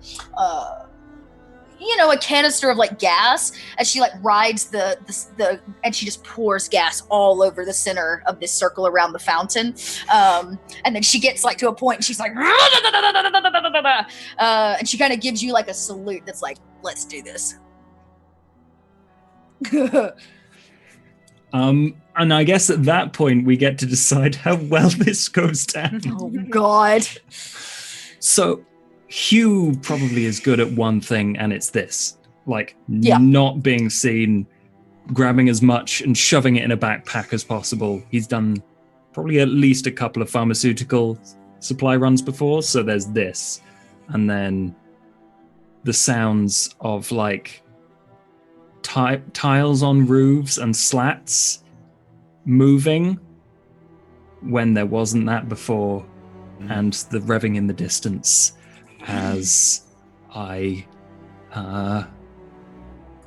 start to pick up my pace and get a little more jittery and listen to various footsteps sprinting across the roofs towards where Ida is setting things on fire. Yeah, she kind of she'll be doing you hear her doing donuts. I don't know how you do donuts with a sidecar, but she's making it happen. In this square, and you hear and she's yelling out, "Come and get me, you fanged monsters," or something really crude. And And they get close enough, and I think she'll yeah, we'll see. I don't know. I guess, yeah, she sees them like hopping and running across the rooftops. She revs and revs, and as they get close enough, I don't know. How many do you think there are? How many footsteps do you hear, Hugh? There are at least 5. Okay. And vampires can make themselves very quiet if they need to. Yeah. So Ida at least sees the 5 that are maybe running across the roof. And she begins like, and she's kind of doing her donuts. She stops long enough to shout out some profanities at them. And when they get close enough, she like strikes the match and drops it. And I think it probably lights a few of them on fire, not all of them. And then she proceeds to start doing circles around this square, trying to impale them and those kinds of things. And all you can hear is Ida like, yeah, come and get some. Okay, so you're just getting into it and having a really good time when you hear an extremely long, piercing whistle. That probably, it's funny, it probably, the ones that are still standing, they probably like look, I suspect, once they hear the whistle, and Ida also was like, uh-oh. So she, revs up and goes to take off, and we'll say maybe, I don't know, let's add some drama to this. Oh, I got it. Let's say one of the vampires dives and catches her leg, causing the bite to like spin out of control, and it digs its fangs into her legs as she kind of like stabs it or something, and it lets go, but she's been like bitten really, really bad on the leg by a vampire, and she's kind of like bleeding out as she gets the bike under control. It looks like maybe the sidecar got a little broken in the chaos, and she gives up on the sidecar that's like kind of flailing about. She like kicks it off with one fell swoop from the side. Is like, screw it. She revs the Harley and rides down, and you see her pull up, and the vampires are like fast behind. She's like, get on! And you don't slow down much, so I imagine Hugh just kind of grabs you by the waist and is swung round by the momentum of you re-accelerating. As you accelerate around, I imagine that you keep some spare explosives and ammunition in the sidecar. The fire that you've set gets to the sidecar, and behind you there's massive explosions.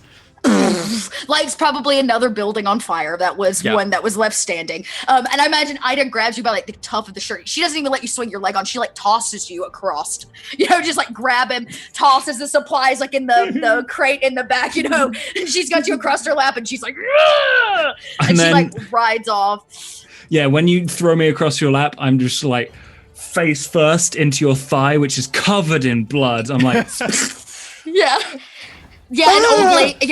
old lady smell. It's a lot. What happened to you, Ida? Oh, it's just a flesh wound. She's bleeding everywhere. This isn't yours, right? If you mean mine, it is in fact my leg, yes. No, the blood! Is it yours? That is also mine, yep. Oh, God, and he starts to fumble through the pack of pharmaceuticals that he's just grabbed, and it's like on a motorcycle over someone's lap, starts to like put very sticky bandages, like the big ones, over the strips that you cut is just like over it. It's like, that's not gonna hold. Yeah, she goes, how bad is it, do you think, since you're our little medic? It's vampire teeth, so that tore. I'm thinking indeed. Just a chunk of her leg. I'm even wondering, I guess vampires, to change, you have to have theirs, but there's definitely it's like a claw mark made from teeth. Yeah, it just like ripped a whole chunk of her leg out. I don't think it's bad enough where we have to like amputate the leg, but it definitely, she's not stood on it yet, which I'll be interested to see what happens when we finally go where we're going. But yeah, you try to bandage it. She goes, ow, that hurts, stop it. I said the thing that didn't? Like... and she goes, well, I have this one. She like pulls it down, and you see like her elephant like leathery skin from the sun along with all the cat tattoos, and you can see where it clearly one of them has like raked a chunk out from her once before, like on her chest or something, and taken a patch. She says, this now that's a scar, the other one's just a flesh wound. Wow. And I like the I think that's where like we going I was about to say, 40 you're not miles an sure hour. if it's the cleavage or the scar, but it's all just a lot.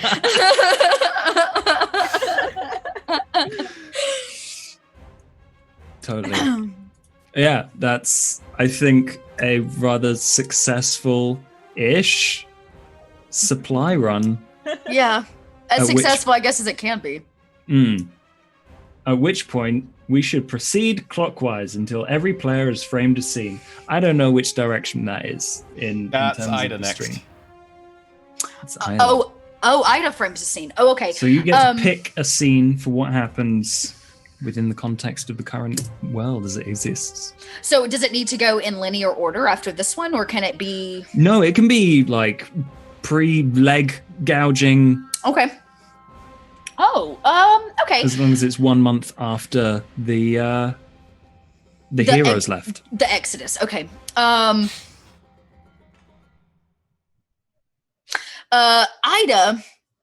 it's I'd say it's night, but we know it's night. Ida smacks Saren on the chest one evening. We'll say this is just a few days before our supply run. She can't sleep. She's hungry. And she leans over and she goes, I got that killing blood in me. Is it time for my shift again? Actually, it's not. I'm just feeling a little lonely. Wanna go for a ride? Saren just grins like massively. Yeah. Yeah, Ida knew you'd be the lady for the job. And she's From like behind the sofa, picks up the giant chainsword, swings it over her shoulder like Final Fantasy style. Yeah. And Ida's like, shh, don't wake nobody. I saw some vamps. They've been hiding out in the library. Well, we can't be having that, can we? No, we cannot. And she's like, so I think we should maybe just take out a few of them, dwindle some numbers before we make our supply run in a couple days. Either way. All right. And Ida, she's gonna wheel the, as a high schooler would do when you sneak out of the house, the bike in neutral kind of around the corner so nobody hears it like start up. She like finally pats the seat for Saren to jump on. Saren just hops on, using her momentum to give it like a little bit more of a push, wraps her arms around. Yeah, and Ida's like, oh, yeah. You know, and she takes off towards the library. And I'm gonna say when we get there, the doors are kind of standing wide open. But there are, I don't know, let's make it a really grotesque scene. They've like flayed bodies open. I picture like a stoop going into the library or something, and they've got bodies everywhere. Are you going to drive the motorcycle into the library then? Like up the stair, like ramp through the doorway? Yeah, why not? Yeah, Ida like ups the stairs and into the library. Yeah, maybe have like that central like desk, like a circle desk where like the people like do the check-ins out, and that's where you've got like you can drive around it. Yeah, I can like, you know, we can circle it a little bit, and obviously it makes a lot of noise on the inside of this place. And she stops, hearing that nobody is there yet, thinking that we may have woken something, and Ida goes, maybe it's just my old ears, but it's a bit quiet, ain't it? I don't hear nothing. You do know every time you say it's too quiet, someone dies. Let's see. Maybe there's Ida gets off the bike, which she doesn't normally do, and kind of hobbles over to the centralized desk and looks over the circular kind of desk area and goes, oh no. And it looks like maybe they've been doing some kind of ritual. Somebody's been like filleted open. They've got like a ritual circle and like candles. Yeah. And so something's been going on. And Ida's like, now this don't look good. Maybe they've got like 6 or 7 dead people have been like stitched together, like runes carved into their flesh. Oh no. Oh, that's gross. Yeah. And Ida's like, this is not what I was expecting. we might want to get ourselves out of here. And Ida starts to kind of like back up towards the bike. She's like, maybe this wasn't a good idea. At which point, ambush. Yeah, basically. I suspect an ambush comes into play at this point. I don't know. Maybe I'm trying to figure out like what they've been doing in this place. Yeah, maybe they've been using it as a facility for rituals and that kind of thing. Or maybe they're like using the flesh shaping powers of what's the Tzimisce to like make some sort of weird flesh golem There's that they can animate. You get ambushed, I'm going to suggest this, by an amalgamation of several people. Hands for feet, 6 to a homunculus with one torso with an elongated neck and a head at the end. And like basically the whatever it was gets up. And Ida's like, I don't know if a motorcycle stake's gonna do it this time, Saren. In which case Saren's gonna just like kick the bike off its stand, rev the engine, like standing on one side of it, it's gonna just start driving it forwards, like get up to maybe like 50 miles an hour before jumping off and let it crash into the thing. Oh, okay, cool. You want to like run it over almost. No, I'm gonna try and get it to flip over and expose the gas tank on the bottom. And then we can just blaze away. Yeah, Cohen, you gotta have sacrifices. You've gotta have sacrifices. You can't sacrifice the motorcycle. She drives it like 3 days later into town. We can get a new one. Which is why everything goes wrong. We can get a new one. It's fine. I'm sure, like, we can just find another motorcycle and spend 3 days doing up another one. No, Ida goes, don't, not the bike. And she decides to sacrifice herself before the bike's gonna go. And she actually steps kind of between you and this thing. And let's say she pulls like a stake out of her cleavage that was left to her by Layla, Mr. Pointy. And she says, all right, you disgusting critter. Come and get some Ida. And so, she's the actually bike gonna slides in, like whacks it on the side, and then skitters off. a skitter. Yeah, it kind of just like it's off to the side. Maybe hits a bookshelf and starts that like. And they start kind of like falling. And books gonna go. What's left of them go flying everywhere. There's a vampire that jumps up behind Saren that no one noticed, but gets caught between the bookshelves and is just like squished. It squishes it. Ooh. And Ida. Yeah, Ida's gonna make it. I guess she goes to make an attack, so she kind of attacks this creature, which I'm sure is probably a bad idea, but she does it anyways.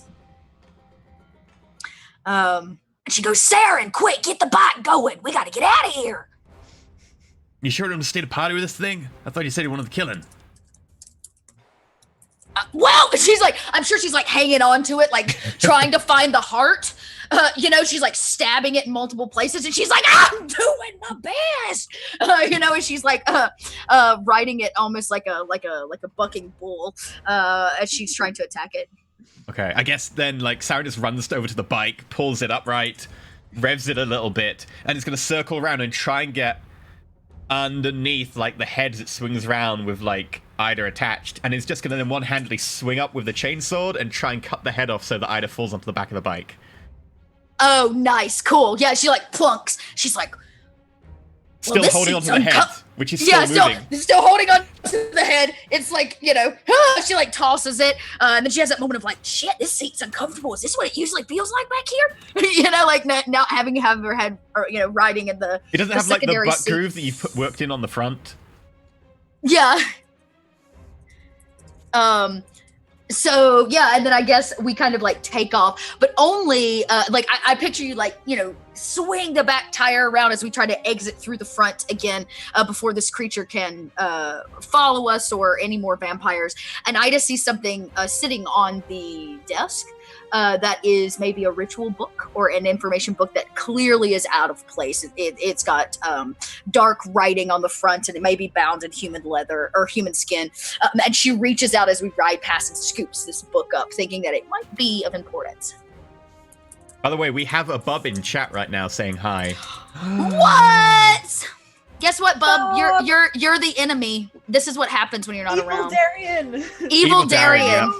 Just because Darian turned to the dark side, this is now the darkest timeline. Just letting you know. Yep. It is. Yeah.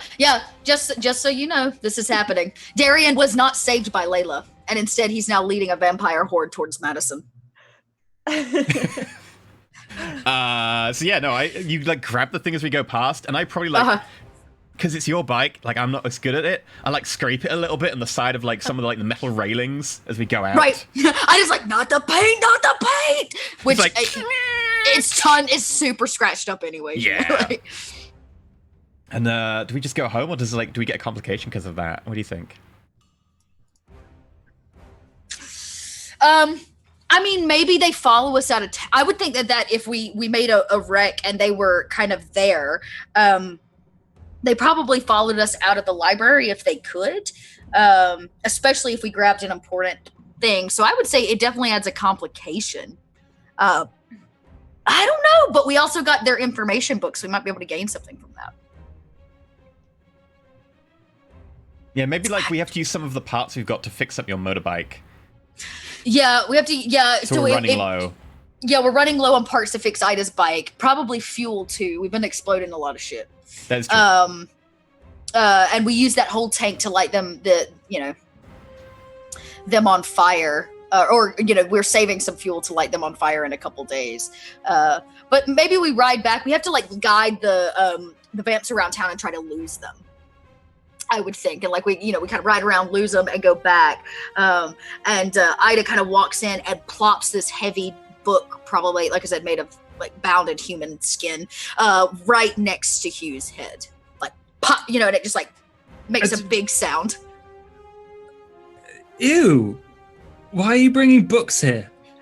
This ain't no book. This is a vampire book. And she says, I don't have the smarts to understand it. But maybe you and that there teacher can. I just look at Kara like, she's a high school teacher? I don't, I can look, but I don't know much about vampire happenings, so... I know you're smart. I'm sure you can manage it.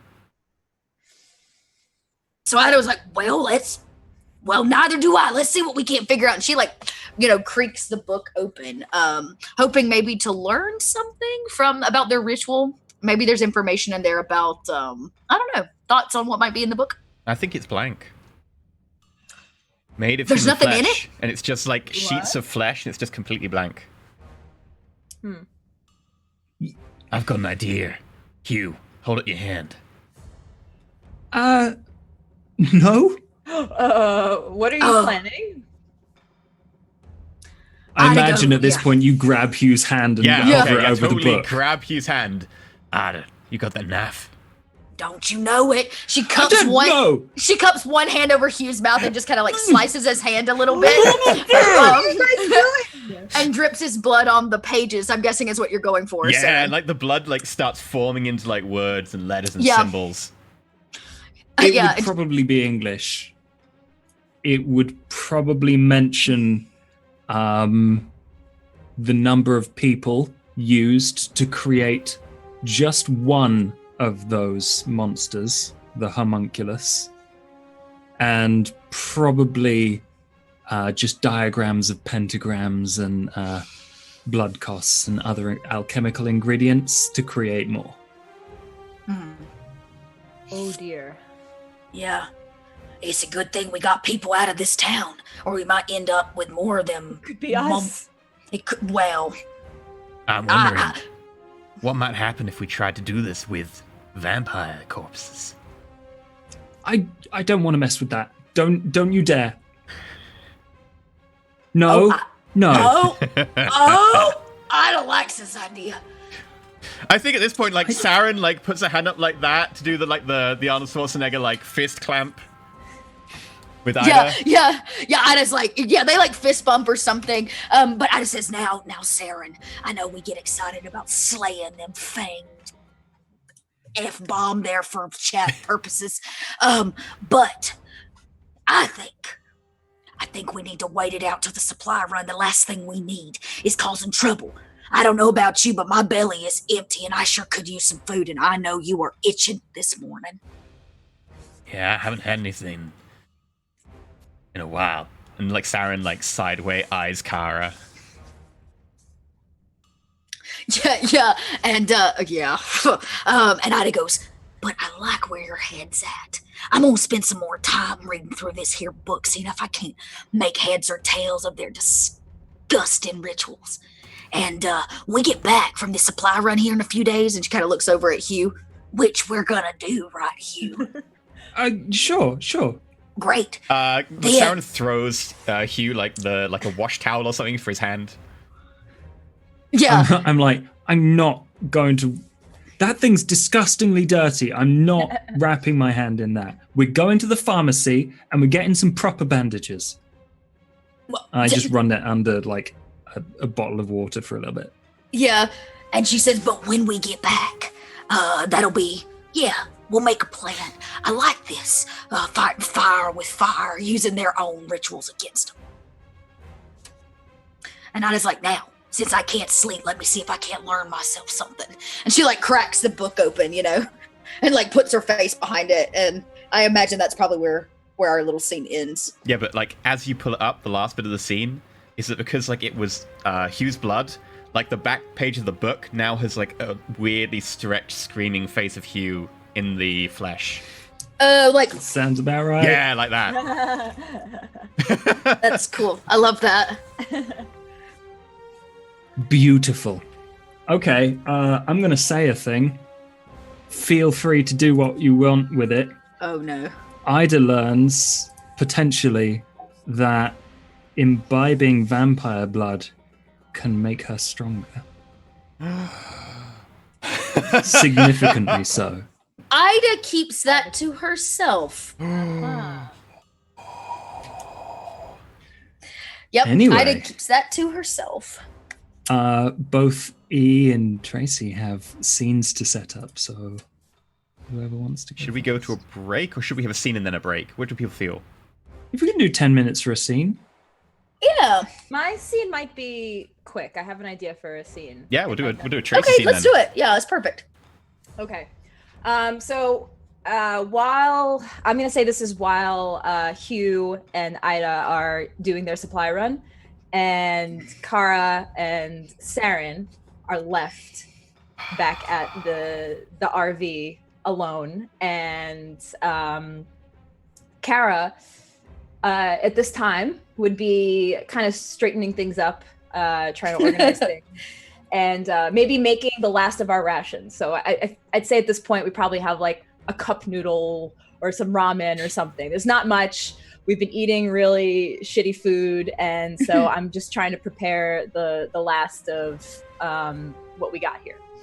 And as Kara is there preparing food, I'd say the tension's a little awkward. Even though it's been like a month, things are still kind of weird between Kara and Saren. So she's making the food and just kind of sighing heavily, sighing dramatically. Trying to make a point. Okay, I guess like is Saren driving the bus right now? That's up to I would say we would probably be staying where we are so they could come back and That's a good point. Yeah, we've probably. I imagine we've created kind of like a bunker, or we've had to like create it. We're hanging out at the cabin. The cabin's our safe spot. I know we can't get to it with the bus though. Oh, that's right. It's too far into the woods. You're so. We've run a patch of woodland just down to the ground that we can get through with the bus. Yeah. It's a bit of a pain, and it doesn't leave many escape routes, but we are safe. And the hut is just tall enough that like we've smashed off the back wall and we can drive the bus inside the hut and hide it. Yes. Yeah. But the fairies are real happy about that.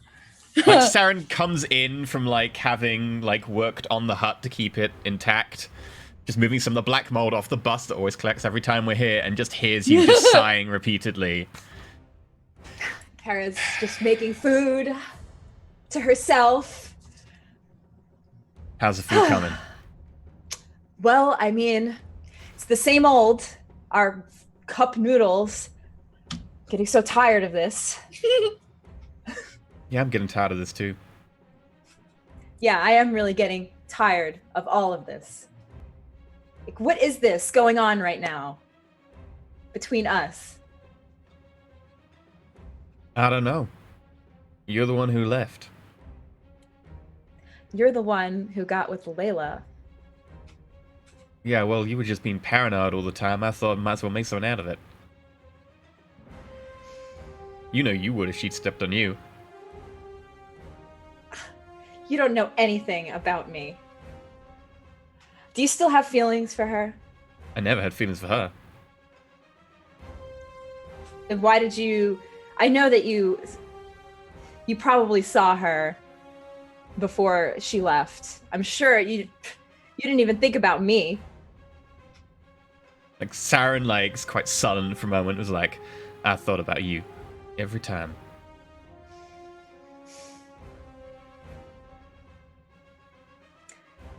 Do we do that, like, stare at each other for, like, at least, like, a minute or two? And then, like, Saren just runs forward and pushes you up against, like, the what's it called? The, like, work surface? And, like, passionately starts making out with you.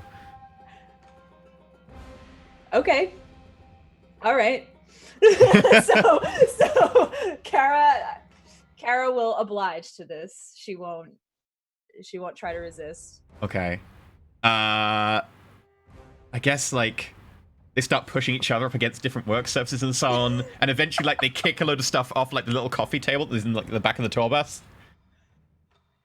Oh god, wait, your coffee table? Yeah, totally. Tour bus. For old time's sake. Wait, in this world, no, it reminds me of Layla. Because in this world, I walked in on you. Oh, okay, we're going that narrative then. Okay, in which case, yeah, no, I wouldn't do that. I guess, you know, they just go, like, knock everything over, like, everything that belongs to Ida and Hugh and everything just gets knocked over, so they bounce from wall to wall, eventually ending up at, like, the bed at the back. When the bus is a-rockin'. Yep. Kara had left, at this point, Kara left the cup noodles to be on the stove, just burning. And so I'm going to say that she was so distracted that the last of our food is now just burning. I don't know if you can really burn cup noodles, but it's just like overcooked. It's boiling up. Like it's just like the water boils when it's just super rubbery. Yes. and so. And is it at this point that Hugh and Ida walk in? Okay. Probably Hugh first. Hugh first, because he's like fast and spry, and Ida's like got a leg wound, so she's limping. So Hugh just runs in, like, glad he got the stuff. Yeah, those coach stairs that lead up to the main area, just like do in 3 leaps, like covered in blood, just like figuring out all these new supplies. I'm like, I guess I'll organize these. Do you need a hand, Ida? Come on. Wait, do you turn around and Kara's in bed? And you can't see Saren anywhere, but there's like a suspicious bulge. I'm not paying attention. That's the thing. I'm going to be walking up and down like the aisle of this bus, just going, I'll put it all in here for now. And I start just opening things and putting stuff away. Ida comes in a much slower behind you, like after she's managed to put the bike away, and hobble up the stairs with this like really injured leg. And she comes in and goes, "Who's having sex in this bus?" I just got here. Like, it smells weird, but... And there's burning noodles. Who's burning the noodles? Like some food mixed up. I sprint over to the little gas stove we have, and I'm like, And Ada's like, "What have I told you all about?" And then you realize that she's like bleeding. She's puddling at this point. She's lost an extreme amount of blood, and she just like passes out. She just goes down. Ida goes down. At which point, because Saren can't see any of this, and Saren is teasing Kara, Saren definitely does something with Kara underneath the duvet. Despite the fact that Kara can see, like, oh, shit's going bad. Like, she's just fainted. Okay. I would say at this point then, after that, Kara would just, like, scream, and maybe Saren would... A conflicted scream. A conflicted scream, yep. A conflicted scream. And Saren thinks this is totally a good thing. Yeah, there's this scream, and Hugh's like, "Oh my god, are you okay? Ida! And then he like just runs like about, like uselessly trying to pick up things and bowls of water, like offering them to people and then propping up, like just chaotic, useless faffing. That like a hand comes out from under the duvet, like grasping for a bottle of water as you go past. Oh god. Yeah, I give it, and I'm like, wait, what? Oh, he still hasn't put it together, poor kid. Q, don't worry about anything. Just turn around and go outside, or help Ida, please, for a moment. I can't take her outside. She's collapsed. She'll fall down the stairs. Okay, just at least just turn the other way, please. I imagine that it has one of those, like RVs have those. They're not like doors. cloth, they're like those like claw things you like pull close and you can hear and see pretty much everything still. Yeah. And like before he finally puts it together, he puts his hand in the way of the door, like, but you screamed. It's I'm okay. At which Don't point worry Saren about it. does it again. And you'd like grab his leg or something, and then Hugh screams. Ah! Like the monster from under the bed. Yeah. And then he slams the door and starts like helping Ida. Yeah. I guess we probably have at least some medical supplies so you can like bandage the Well, we just got back from the supply run, right? Oh, that's right. So we actually have things for you to Well, even if you don't have like patch her up. gauze and padding and stuff, you can just use a sanitary pad and duct tape. Sweet. That's not something a 17-year-old would think of. Yeah. You A 17-year-old should. boy. Oh, that's Probably true. right. Um Well, at some point, Kara would get her things back on and A lot more flushed and slightly sweaty. yeah, and run out and try to assist with Ida, who's currently passed out. I'll say that, I mean, you guys probably patch her up okay, and it takes a little bit. I mean, she's lost a lot of blood, but she does finally come to. She's probably really pale. And knowing what she knows now that she's not shared, I'm going to assume that in our current state, we've probably stored blood, like both human blood and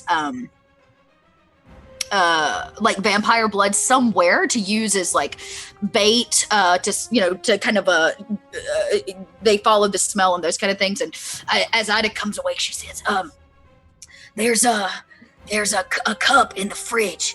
And she kind of like gets up and like hobbles that way. I just need something to drink. And she's gonna drink vampire blood for the first time.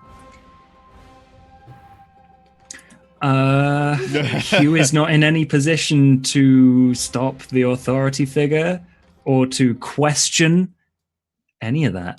Hugh's just going to be like, help you over to the fridge and like be messing around with your leg. And as soon as you drink that, like the bleeding staunches itself. At which point, I'm sure she like Saren pulls a comes mason out as jar well. out. Saren's going to walk in from under the partition. Does Kara or Saren, for that matter, know what this is? I would think that we all know that in the fridge there's probably like blood, but there's also other things like water and stuff. So you guys probably think she's going for water. Like, post-coital, like distracted. Like I guess we would like Kara might not exactly notice what you're doing in that time, right? And like I probably pull it's probably held in like a mason jar or something, and she unscrews it, and you guys realize what she's doing. Like at that last second, you're like, wait, no, and I just like what? She like wipes away, and Saren just kind of like stops and freezes mid. Like I guess she's like using a wet wipe to like clean off like the handle of like a knife or something that's in its sheath. Yeah. She's just like freezes there like. And she puts the lid back and she says, Ida kind of looks around and goes, what? I feel better. Ida. What? That was, you know what that was? It's labeled vampire blood. Why did you drink it? That's not usual.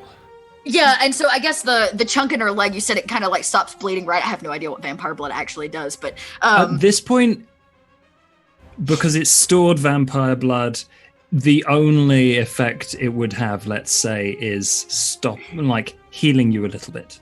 Okay, so the color probably comes back to her face some, and the wound stops bleeding, and she goes, I already feel better. And she kind of reaches in her backpack or whatever she carries and pulls that book out again. And she says, "Let me tell you what I learned from this here book." And she flips open and holds a page and turns it over. And she says, "If we drink their blood, we're stronger.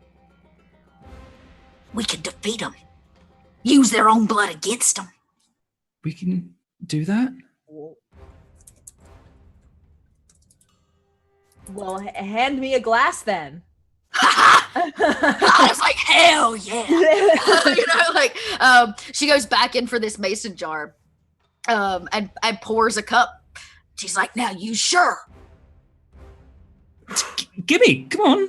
At this point, Are we all gonna go ghoul on this? I am loving I this think shit. I prefer to get it fresh. I think this is going to lead to my scene. We're going to capture a vampire and then bleed him. Oh, yes. I was going to say, because non-fresh vampire blood doesn't have much power, if any. But let's say that it helps us out here. But the negative consequence of this would be the fact that we now have just that little twinge inside of us that says, what if we had more and it was fresh? Yeah. We have a kind of push, a desire. Okay, now. So I guess we should go to a break in a sec. So can I do a flash forward to like the end of the thing so that we can like see where it's going to end up?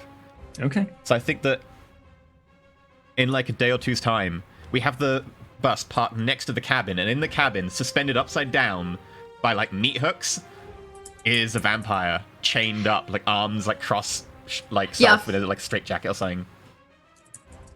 Yeah, it's almost like, since we're in the woods, I'm sure we've rigged something up. It's like the way you would drain a deer or a pig before you can harvest the meat. We have the bucket from the cabin underneath. Perfect. Yeah, we're gonna drain it into the bucket. With vampire blood. Just the sound of dripping. It's leaking. As we all watch hungrily. Because that's another side effect. We don't feel quite as hungry as we used to. Hey, now we don't need splits. Just more vampires, which we got plenty of. Exactly. I feel like we just solved a major problem for ourselves, gang. So we solved the food crisis by eating vampire. Yeah. Oh, man. Okay. Well, we'll do that scene after the break. We're going to go to a short 8-minute break, so feel free to enjoy some fan art, which I really hope this spawns fan art, the Metalist timeline. We are literally drinking blood now. Like, this has got more metal. Yeah. Oh, God. So enjoy some fan art, get a bio break, get some food, and we'll be back shortly.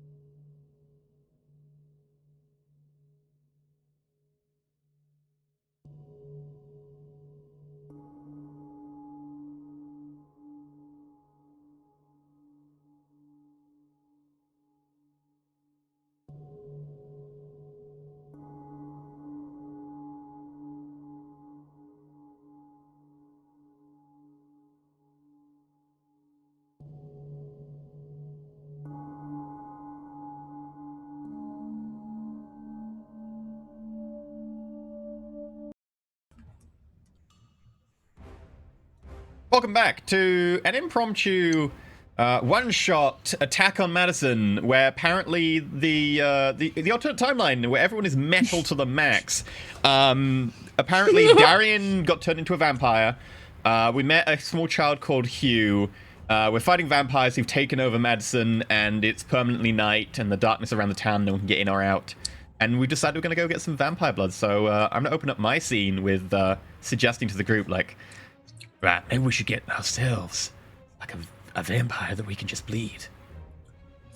Oh, I like that. The book says the fresher it is, the stronger one gets. Now, we gotta be careful, because I'd heard these here vampires, they like to control people. So we can't just bleed this here vamp. We gotta kill it. Right. How do you propose on doing any of this? Well, You see, I've seen ones on Ida's bike when she puts them with that fence post in them. They don't die, they just stay, like, frozen. So if we go around and lance a few and then take them back. you know, these here vampires really like to feed on the weak. And Ida eyeballs Hugh. Oh. And she goes, ain't nothing better.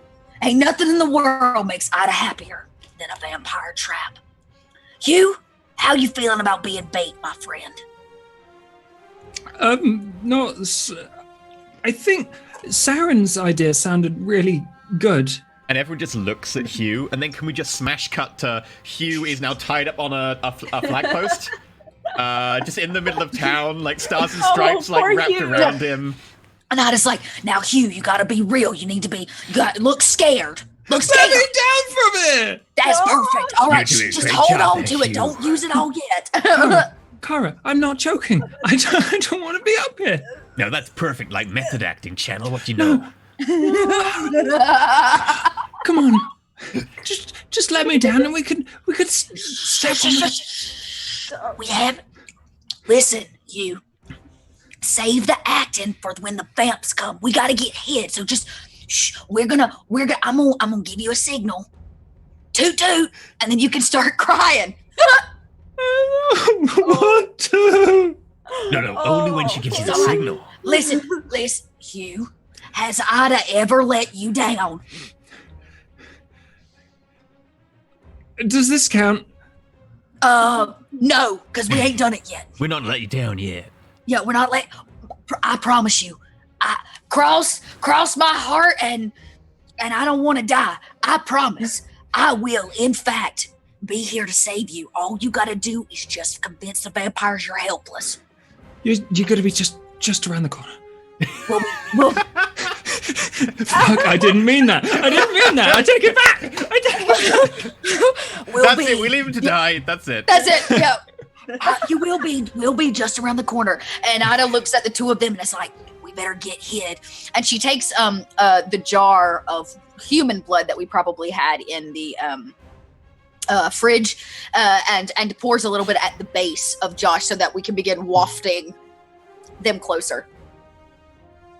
Yep. Kara That's the just thing. like mouths to Hugh like I'm so sorry. As because she kind of feels bad. She's like, I'm sorry. As we go like start walking away. Yeah, Ida's gonna hide. You said we tied him up in the center of town. Is he like to a statue or a light pole? To a flag post. Like a feel flag Oh, pole. to a flag post. Like all the way up, like Crap. stars and stripes still wrapped around him. Oh, this is a very obvious trap. Say, It is. Ida's goal. Let's say this. Ida's goal is not. That's funny. To let them get close enough. All she needs them to do is to show themselves, and then we can attack them. We've got to So get them, the like, blood they is- get close enough so that they can't escape. Like, you've got to get them to commit, so... Right. So we'll have to kind of play it, but you know, Yeah, the good thing is it's hard for them to get up the flagpole, so... that's true. Maybe we tied you a little bit up off the ground so that your voice. Oh yeah, carries. I imagine you like hoisted me at least halfway and then, up. like, properly knotted it so it's, like, really hard to get him down. Yeah, Ida hides. She's gonna hide very close by, maybe behind a car or something, like a rundown car. Like she doesn't want to be too far from Hugh because she is gonna keep to her word. Okay. So you're Plus, gonna you're be off on the the bike. ground. is Ida going to be on the bike here? Oh, yeah, I am. I'm gonna pull the bike down an alleyway and sit. My goal would be maybe, I got it. So Ida looks at Saren and Kara, and she's like, when the vamp shows themselves, I want the two of you to pop out like you're gonna attack it. Line them up with the alleyway, and I'm gonna run him through. That sounds like a plan. Oh, All okay. So yeah, Ida backs the bike into a dark alleyway. Okay. I think boy. there's an obvious complication here, is that Kara and Saren are fooling around, and so don't notice the vampires get closer. Like, they get closer than they'd like. And so these, three, pretty beefy vampires start, moving towards the bottom of the flagpole. Like, this is obviously a trap, but no one's around. He's pretty fresh. He's juicy. And Ida's going, whistling, shit. Fuck! Screw it! And she rides it in, and she's like, Saren! And she's yelling for the two of them to get their attention, because obviously they was hands down the wrong person's pants. Yeah. Yeah. Meanwhile, Hugh is just quietly sobbing at the top of a flagpole.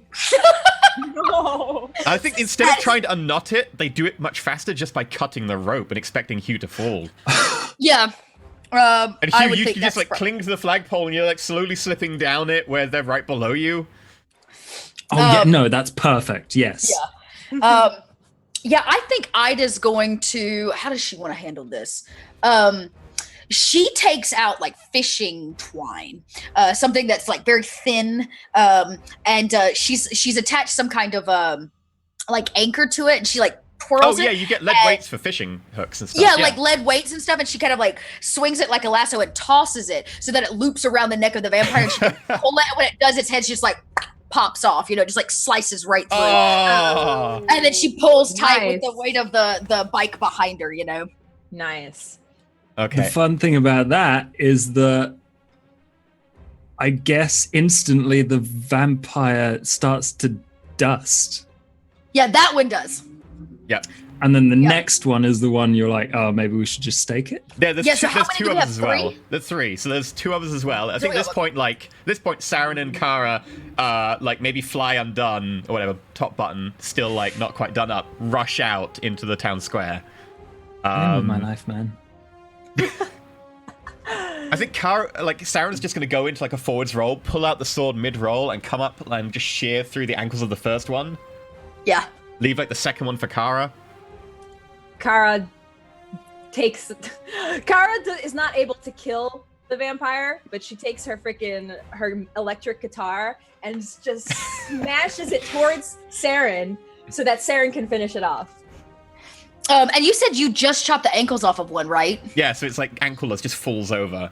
So we've lost two of them now. Two of them misdusted, and we have one. So one of them doesn't have its ankles. So Ida rides up and does the same thing, but loops it around his ankles, ties it to the back of the bike, and rides off towards town, towards our base, basically. Yeah, and as you start riding off, I just stab it with a stake and leave the stake in it so it goes to Torpor. I was about to say, that's good. Okay.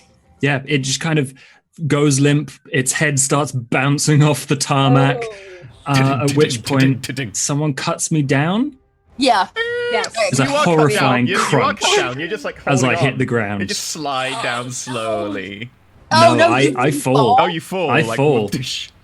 Hugh is not smart or strong enough to grab on. Okay, And I I'm guess like, I'm gonna need Saren some tries to vampire catch you. blood. Saren tries to catch you and probably only does a half good job, and we both collapse to the floor awkwardly. Oh, no. Yep. Ugh. Ida loops back around, dragging this vampire behind. And she's like, Hugh? I'm half conscious.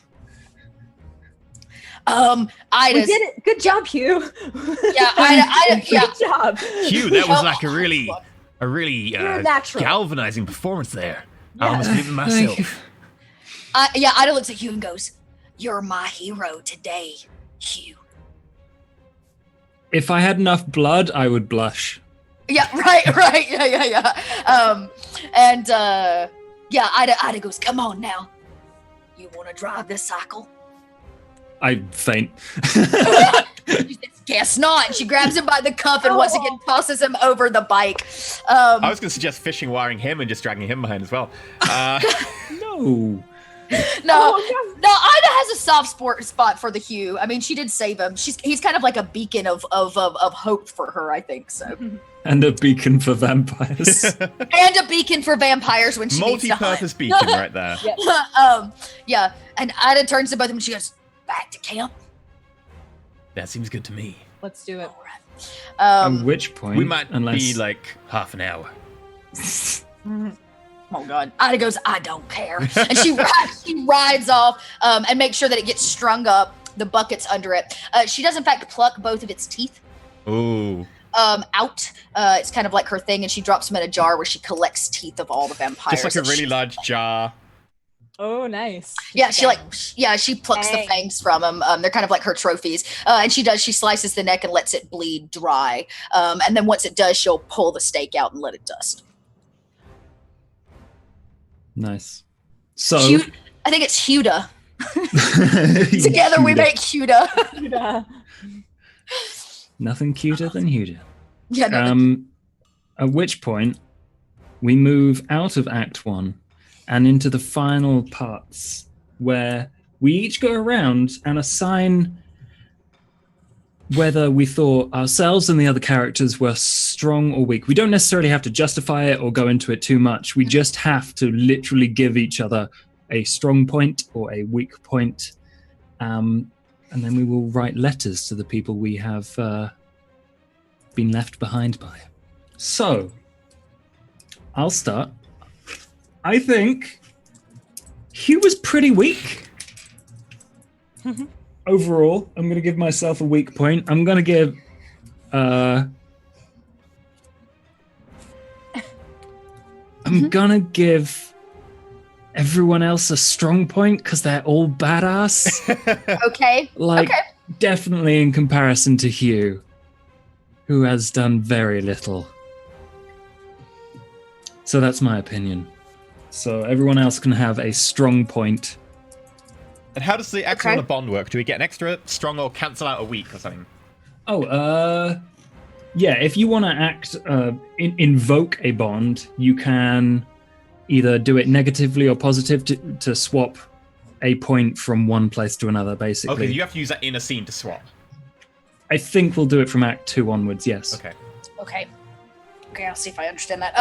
I would say Ida's actually going to give herself a weak point. I think deciding to take the blood was a moment of weakness for her. And then I'm actually definitely going to give Hugh a strong point because I think it was really brave of you not only to sacrifice yourself up the flagpole, even though you didn't really have a choice, and you did the supply run successfully. So I think Hugh gets one. But I'm going to give Saren and oh my God. Come on. Kara. I'm staring at Tracy and I'm like, that's not that character's name. A weak point because they let sex get in the way of catching the vampires. So weak point, distracted by sex. Okay. Yeah, distracted by sex. I am going to give myself also a weak point. Because like I said earlier, getting back with an ex is not exactly a good thing. So that's weak point for Kara. But I think for everybody else, a strength. Everybody else did really good, and so strength point for everybody else. Okay. I think I will give myself a weak point because I almost let Hugh die because I was distracted by being too amorous. Yeah. I'll give Kara a strong. She's satisfied, so she feels better because of it. I think I'm going to be cruel and give Hugh a weak, that Hugh doesn't know if he can trust the rest of the group to protect him, and he feels used by them. Yeah. And I think Ida would get a strong because she probably drank most of the ghoul blood. So, like, she's she's really tough now. Sorry, crew. Ida got a little unruly. That escalated quickly. Okay, yeah. So, did all of you give me a strong and I gave myself a weak? Yeah, I got all of the strength. I mean, she is a Sarah Connor on a motorcycle badass type. Yeah, Yeah. so definitely showed off the strong She point is. She in is this act. that. Definitely from the outside, at least. Okay, at this point, we all get to do a quick letter as a mysterious figure appears, and she says that she claims she has the ability to get some letters to our loved ones who have left us behind. And we get to quickly narrate a letter that we would like to send to them. Dear Princess Celestia. Different system. Exactly. So, this time I should begin, and we'll probably turn it around for the beginning of the next act, but...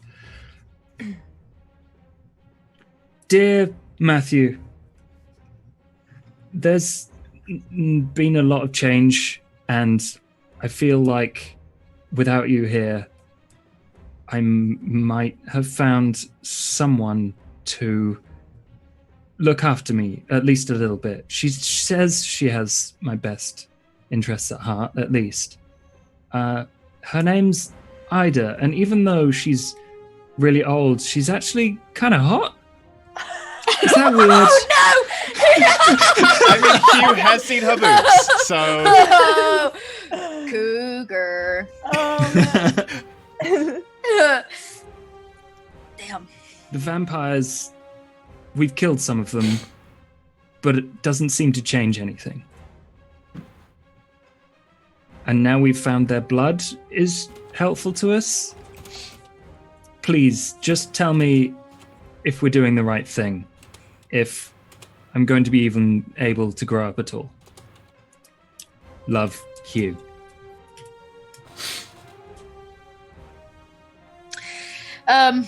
Ida's gonna write one in hopes that Layla will receive it, though it may or may not. She actually writes 2 notes. She writes a note to the kitten. And she writes a note, at least like a little like bottom note to the kitten. But she's like, Layla,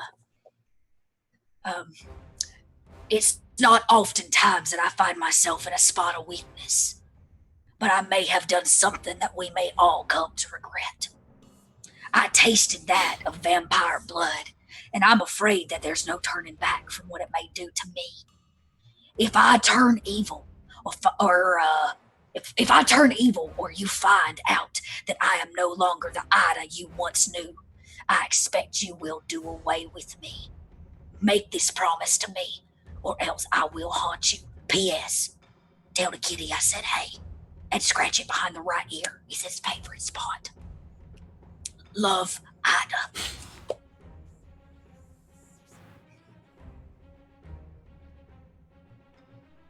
Okay. For Kara. Dearest Lilia, I hope you're well. I hope you are safe. I'm here with one of your classmates, Hugh, and he has been showing a great deal of bravery in all of this. And I hope that you too are staying brave and that you are staying safe in all of this. I don't quite know what is going to happen to us. There are a lot of vampires here, and it's quite frightening, but we have a plan. And I hope that this plan actually works.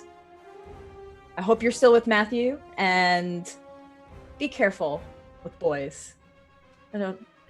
Be careful in relationships. You know, they really mess you up, and you're young, so just stay true to yourself. I hope that I can write again to you soon. Love, Kara.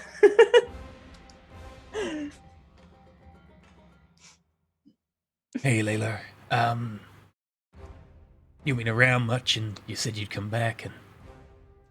Well, me and me and Kara are thinking now.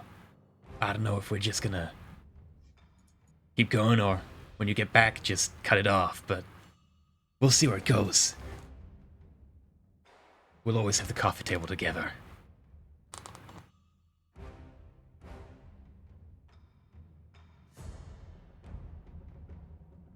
Okay. Wow. Not even like a signature at the end. Wow. Later. Layler. Hey, Layler. Layler. Whoa, Layler. Hey, Layler. How you doing? Yeah. Well, okay. Can I ask why did Saren's voice turn? I was trying to do it more gruff, but I was like, if I make it more gruff, it just ends up like... She's finally hit puberty. Yeah, it took a while. It was all the Adderall and the cocaine and the drinking. Okay. Act Well, 2. I could go back tone like this, but it doesn't really sound like I should be in a post-apocalyptic wasteland. Act 2, in which Post-apocalyptic wasteland. his voice skills mature into... Drinking vampire blood changes everything. It Yeah, does. apparently. It causes Okay. puberty. 1 month has passed since we wrote to our loved ones. What news of them may we be fortunate enough to hear? At this point, as time passes, rumors begin to find their way back to the village of how their loved ones are faring on their journey. Each player should provide one rumor which relates to the adventure of the player on their left. So, how does that work?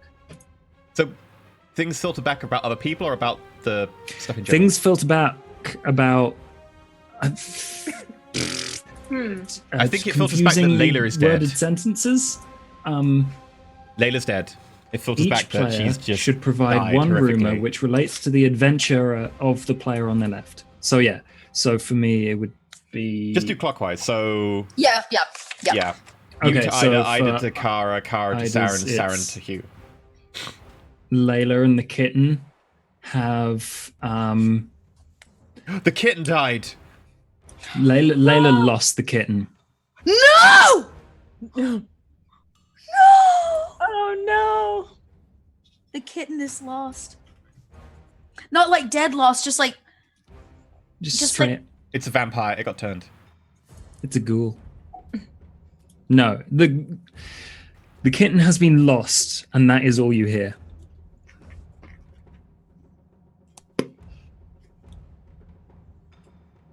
okay, is it my turn? I'm sorry. I'm Yeah, so you get devastated to by do the one. lost kitten. You get to do one for Kara. Okay. You wrote to Lillian, right? Yeah.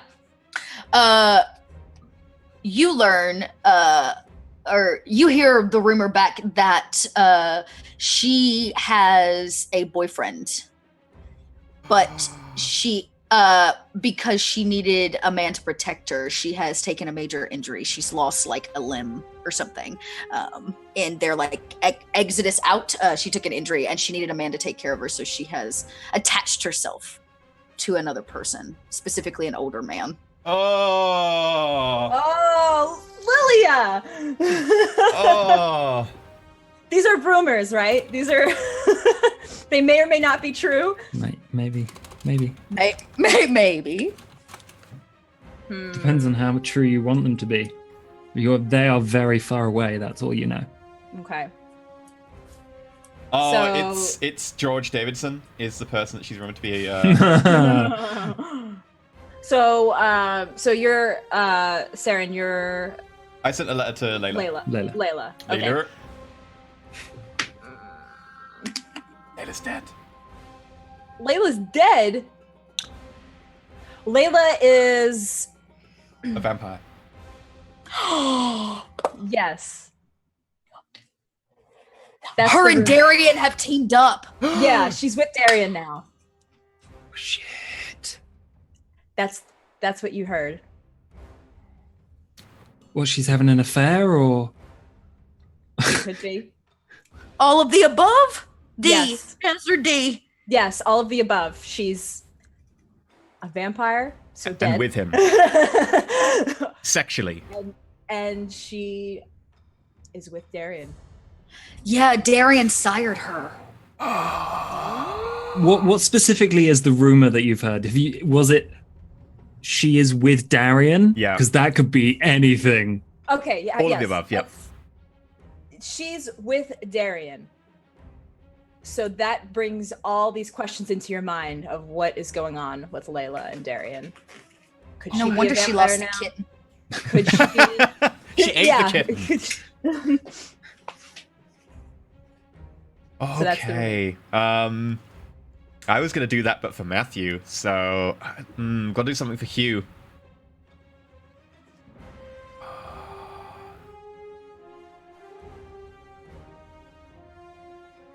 Our friendship rides on this, so just so you know. It wasn't worth it anyway. Bring it. Matthew. Something to do with the changeling? Oh, I was wondering, yeah. I think Maybe you he's hear- just gone missing. Yeah, I was gonna say, like, you hear a rumor that he tried to make it back to us to warn us about something, and then went missing. Oh, and he never made it. Oh, Yeah. Pretty good. Because we are camping out next to where the gap is into the hedge, so he tried to come back, and he may have got lost. Damn. Okay. He came back to warn us about Layla.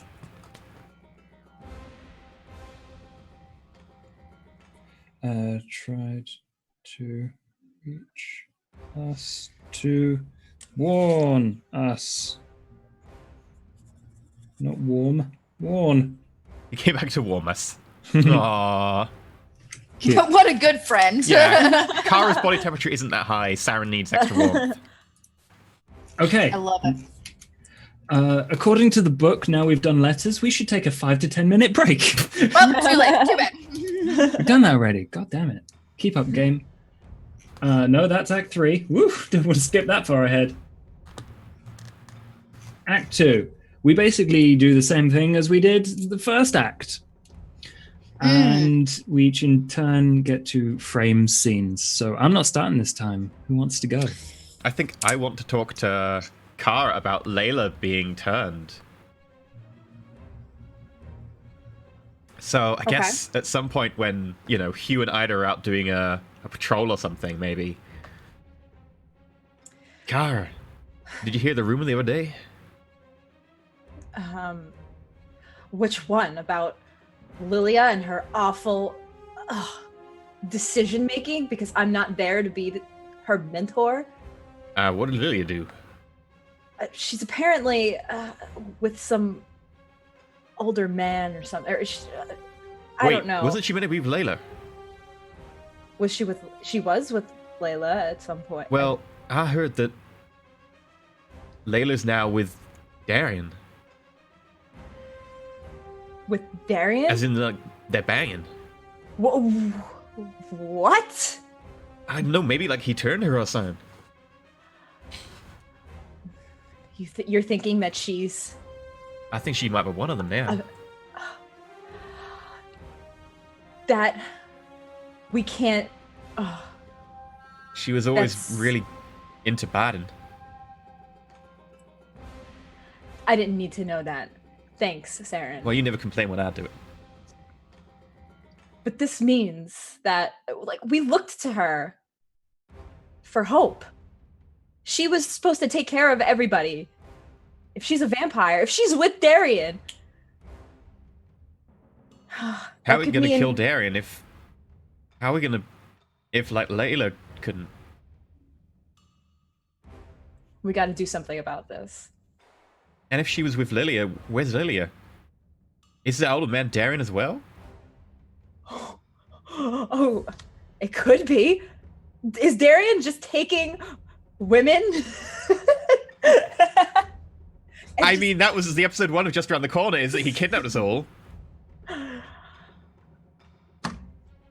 We need to stop him.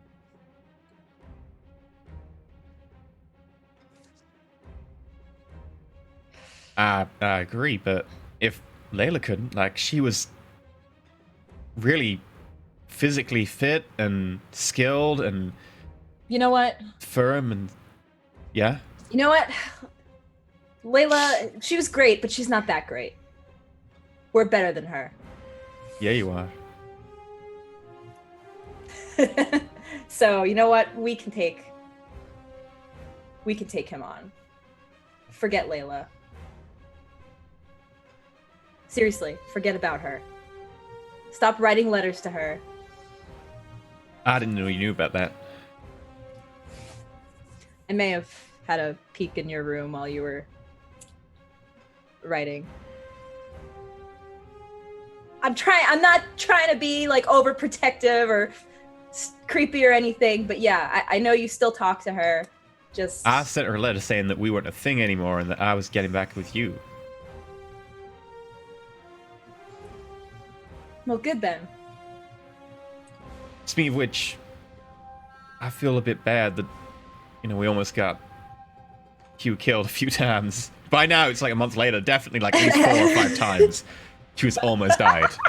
He's probably like got a couple of scars or something, like a big scar like down like eyebrow, cheek from like where a vamp clawed him, like a gangrel. It never healed straight.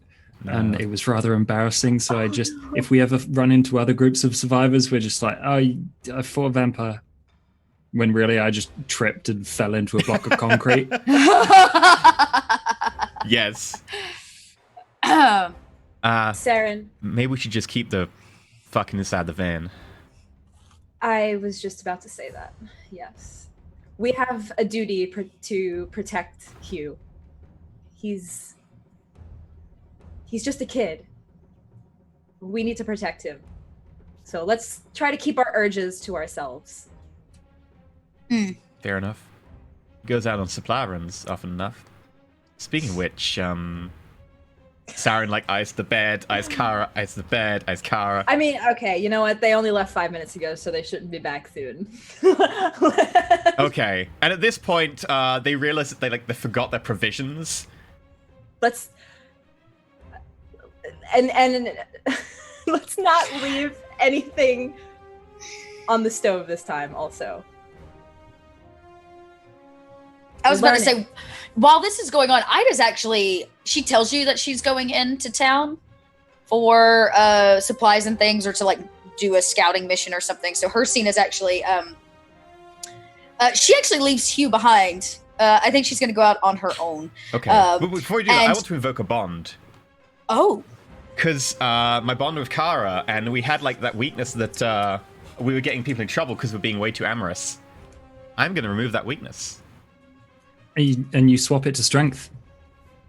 Oh, awesome. I have strength in that we are not letting sex get in the way of our mission. There we go. So Ida has been torn up about the news of this kitten that has gone missing. She blames herself so much for it. And the more vampire blood that she drinks, the more kind of addicted she becomes to it, and the more that she needs, kind of rabid in nature. And she is, unbeknownst to the group, she has been keeping vampires at a secret place in the woods to bleed them so that she has extra. And she goes out to check on this one and to get her extra fill or fixed for the day. And when she gets there, the news of the lost kitten is too much for her to handle, and she takes out a needle and an ink pen, and she begins drinking vampire blood and tattooing a new kitten onto her body over the giant scar in her leg, the new one. And she starts kind of pricking herself using both pain and the pleasure of the vampire blood. Do you are you like tattooing yourself with the vampire blood? No, with an ink pen. Like she's out there like I imagine she's like drinking vampire blood from like a mason jar, just like as much as she can get in, and she gets stronger and more tense, and then she's crying because of the kitten, and she's like, like needling herself an ink pen, and she's doing the tattoo herself. So she kind of spends this extended time in the woods by herself until she drinks so much vampire blood that she is just like, you can see it pumping through her veins, really, at just the rate of how much she drank, and she comes kind of like hulking out now. Yeah, she's just, and she kind of like comes back through the woods. She's drained this other vampire and gotten rid of the remains, and she's finished up her tattoo, which probably took an hour and a half. She comes back, to the camp, but she's a little tweaky,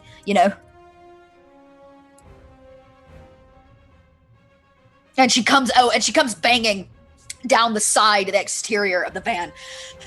We need more vampires. We're out of blood. Like Saren will like open the door, like sheet like wrapped around her. Well, why don't you go get some or something? We're a little bit preoccupied. I thought you were gonna get like provisions. I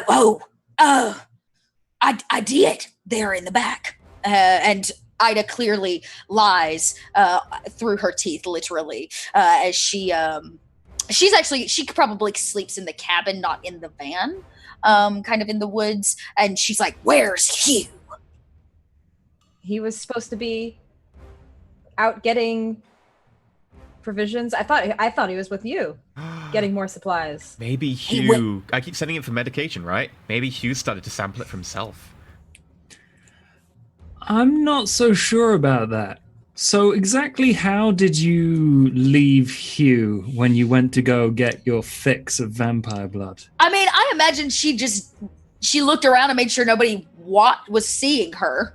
Like that Hugh wasn't around, and she didn't probably say anything. She probably just kind of, because it's her secret place, you know, so she like waited so nobody was around. And then when they were doing the dirty, and he was probably preoccupied with something else, she kind of scuttered off into the woods. Yeah, so we were like banging because it was like a scheduled time for you to go out and get supplies. So you probably left him as he was going to go do a supply run. He's standing outside like, where did Ida go?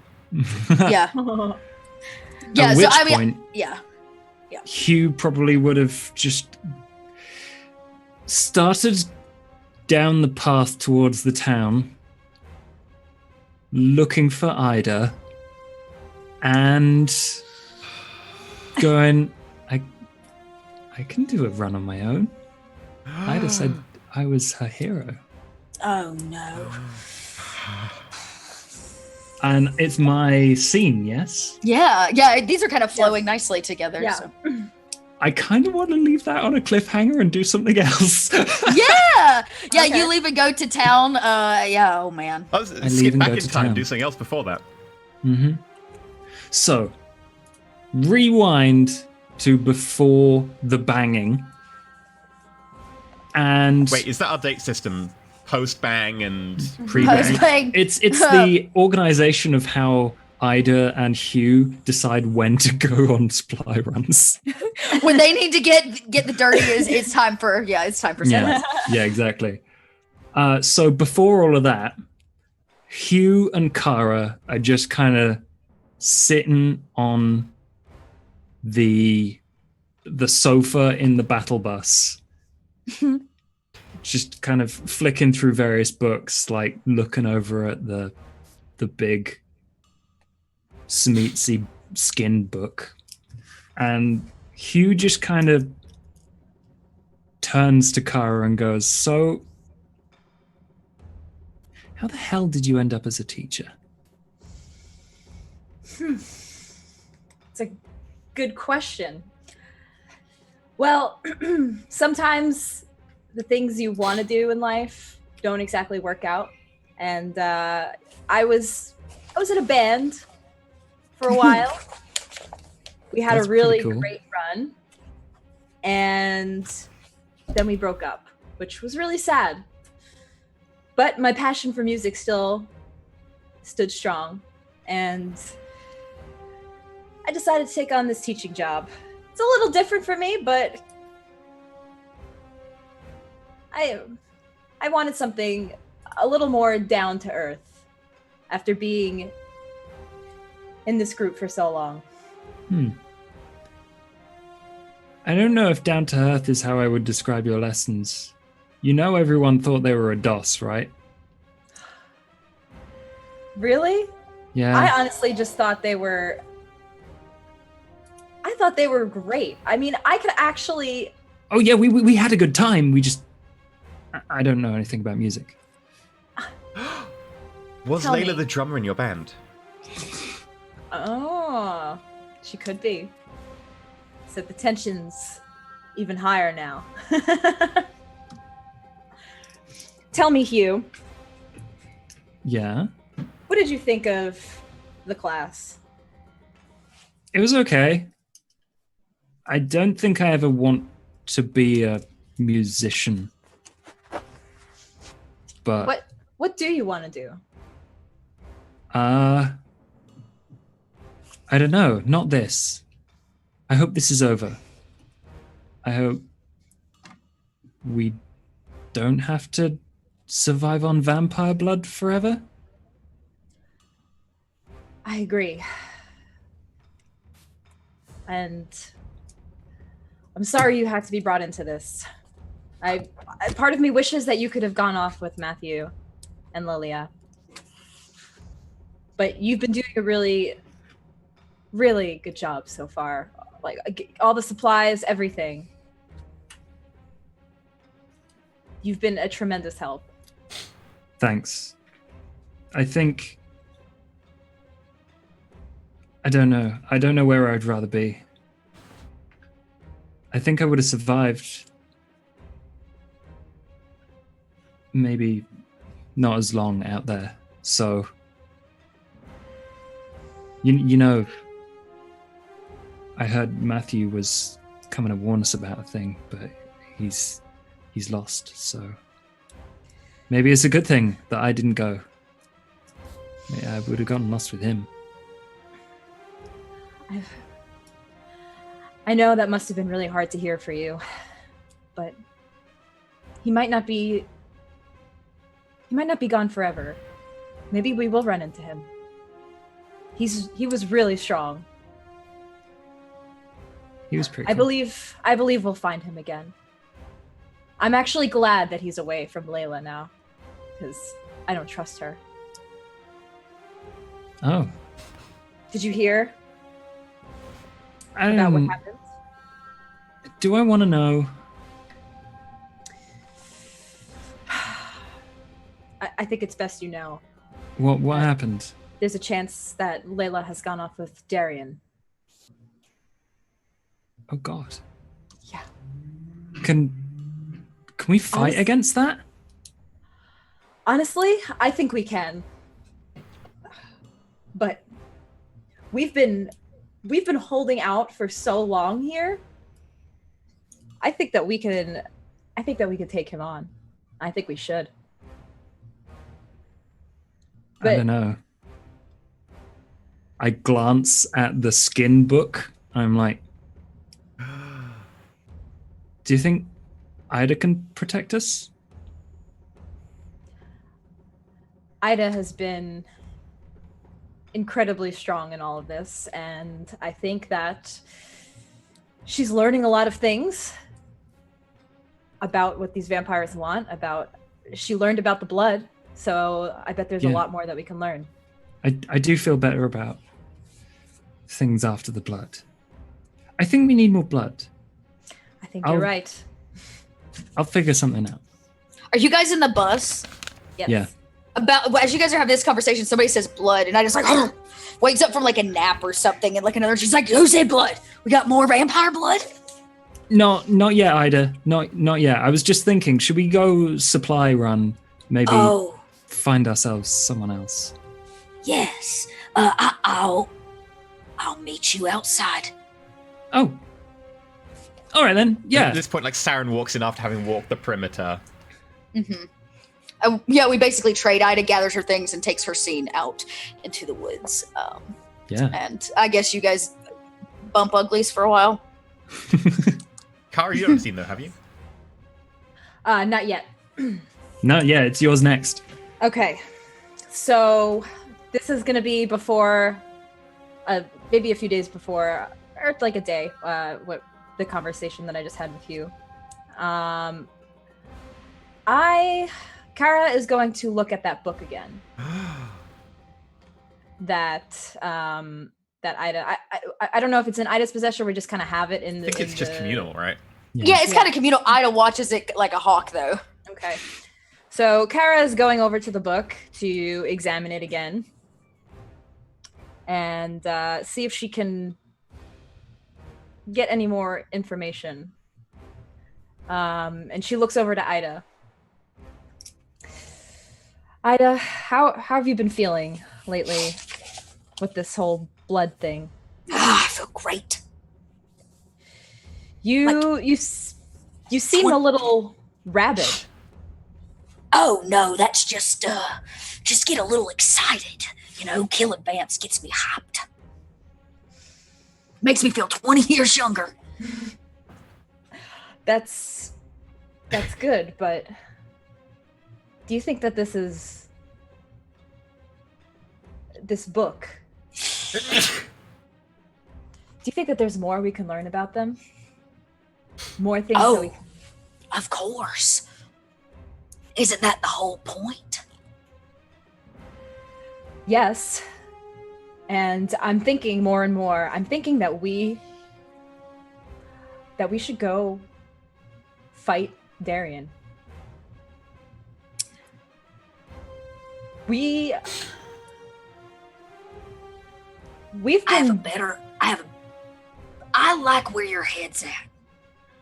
But why don't we bring him to us? Do you know how strong we might get if we drank his blood? Could you imagine what we could do in wiping out the vampire population here in Madison if we could only have just a taste of Darian's blood? That's a good thought. But how would we get him here? I don't know that yet. I feel like a third act is in play. I'm not quite sure. Ida goes, I don't know. I feel like maybe I need to... She like scratches a little simmer on that. Goes straight to the fridge as if like her body's not even in control. Like she's not even in control of the body more. It just does it in that like addictive fashion. She goes straight for the fridge and begins like drinking more blood again as she's like thinking about it. Ida, I mean, we've all been drinking this blood and enjoying it, but it seems that you... have you been feeling off lately, or? What do you mean by off? Because if you mean strong and excited and a little feral, then absolutely. Like Saren when she needs her meds, you know? Like, is that how you're? Saren don't take meds. Saren's got an addiction. I ain't addicted. I just like it. That's the first thing that somebody who's addicted would say. I don't think that's true.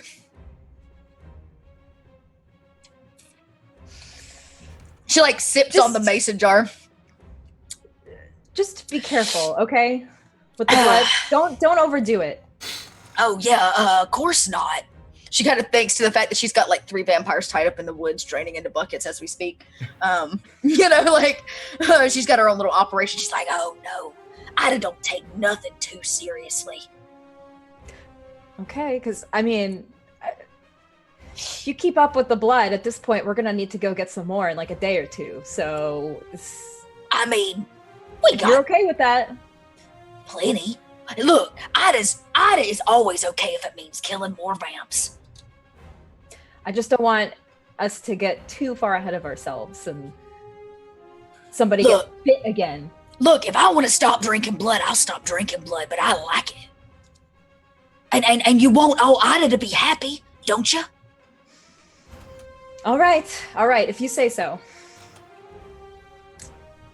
But just know, I think we need to do a little bit more, not just getting blood, but digging deeper into these vampires and what they're doing here. I don't know, this book, if it can help us more, or if we can try to find something else out, but we should really start thinking about that. Yeah. I'm thinking you're right. I'm gonna start plotting and making some thoughts as to how we might get that old nasty Darian here, because I sure enough would like to give a taste to him. Okay. Yes. We should have a group powwow about this. Yes.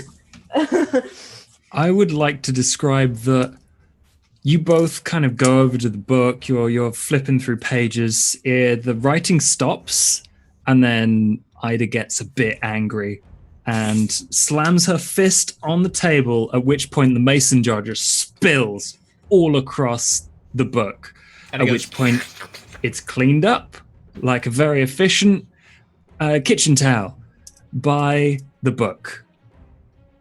And more words start to appear, and you start to glean info about more than just feeling and being a bit stronger, faster, thinking faster. You understand that vampires have powers, you've seen them, you've fought against them, but it details in exquisite like detail exactly how a vampire feels while they're performing a couple of different things. The first one is how they can reform their bones into weapons, into tools, just for an aesthetic change. And the exquisite pleasure and pain that brings while doing it. Okay. And also the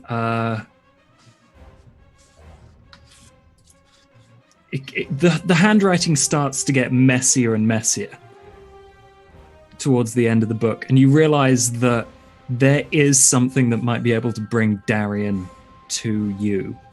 Oh. It starts talking about a network, a primal chaos and confusion inside the minds of some vampires. And at one point, it describes to you how you may be able to put out a call to vampires by using the strength within their blood. And that's the point at which we can do the strength check, the strength and weakness check. Oh, yeah.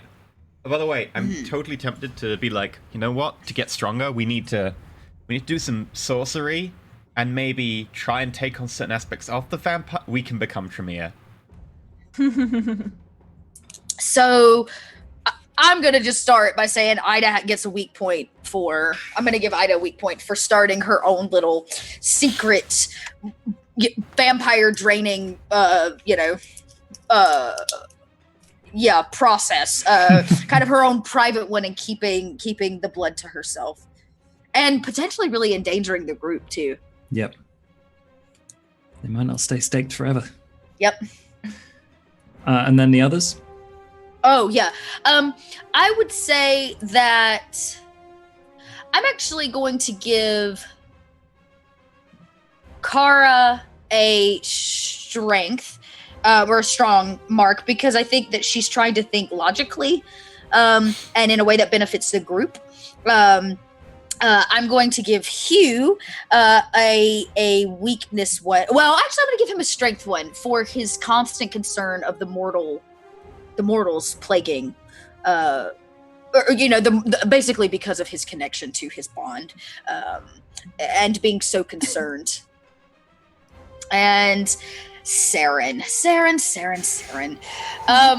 I will say you did play into one of your bonds, and at this point I feel like maybe you are using your physical addiction more than maybe your drug addiction, which could be good and bad, but I'm going to say it's a strength in our current scenario. Physical plus. I have sex plus, badass plus, physical plus, so that's interesting traits. For Kara, I also am going to give her or myself a strength point. We came to some good decisions, good talks with Saren, even with Hugh and with Ida as well. So strength point for that. Strength point also for Saren, because she it wasn't Kara who said it, but it was Saren who actually came to the realization, like, we need to control our urges and look out for Hugh. And I thought that was really good. So strength point for Saren. Also strength point for Hugh, because he kind of confided in me in a little bit. So, and he was honest with me about certain things, about my teaching skills. It's fine. So strength point for that. Ida is probably the only one who's going to get a weak point in my mind, because Kara definitely thinks that Ida might be addicted to blood, and that's not good, and that might be a problem in the future. So I'll just say a weak point for that. Cool.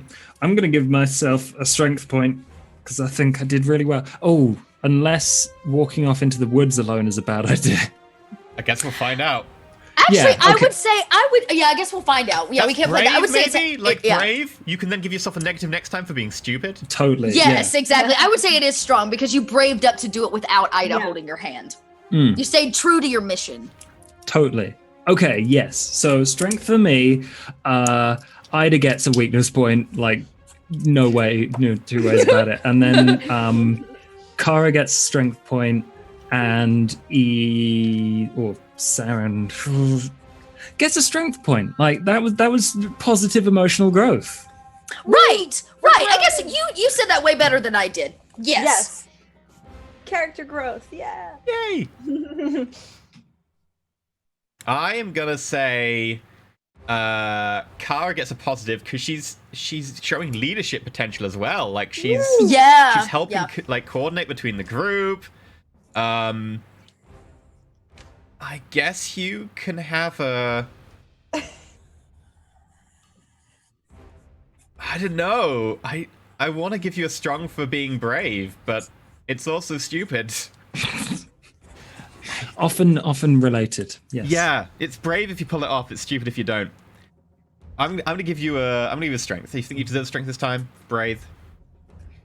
And Ida's gonna get a negative for putting others in danger.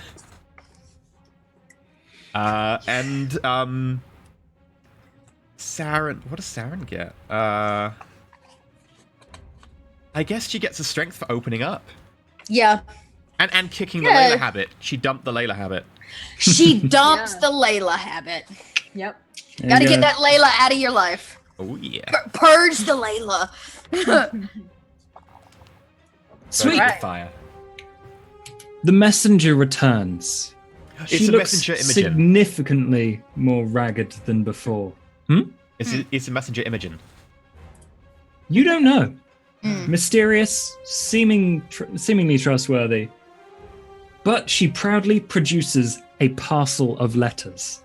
The players should take turns in writing a short individual scene where their character either reads a letter from or writes a letter to an adventurer. The adventurer does not have to be the one mentioned in their character sheet, though it is likely to be. If they received a letter, they may choose to also receive a gift to integrate into future scenes. If they do not wish to read or write for any reason, they may narrate a brief scene where their character displays their thoughts surrounding this. I know exactly what I'm doing then. Do it. So, go for it. Like Saren obviously gets a letter back from Layla. It's a letter that just says, "I'm with Darian now. He means everything to me, and you mean nothing. You were at best a poor lover. And he's just so good. You couldn't hold a candle to him. His bite is delicious and feels just like everything you couldn't ever provide me. Ow. And about your friends, I've sent you a gift." And you said that Lilia got, like, injured and needed a guy to look after her, right? Yeah. In the box is just one eyeball. Lilia's eyeball.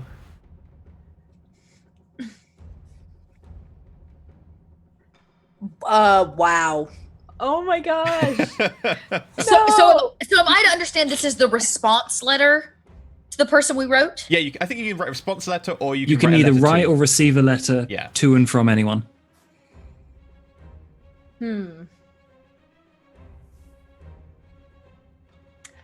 Maybe, so Kara's gonna receive a letter from the man, the guy, who is with Lilia.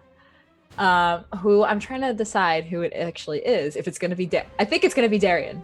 It's gonna be Darian. Yeah. Yeah, Darian's collecting women. So Darian's writing this letter on behalf of Lilia because he's gonna say, he'll say, "Kara, I'm writing this letter because Lilia can't write it herself. I'm holding her. And and I know that you guys are planning something. But I'll have you know it's not gonna work.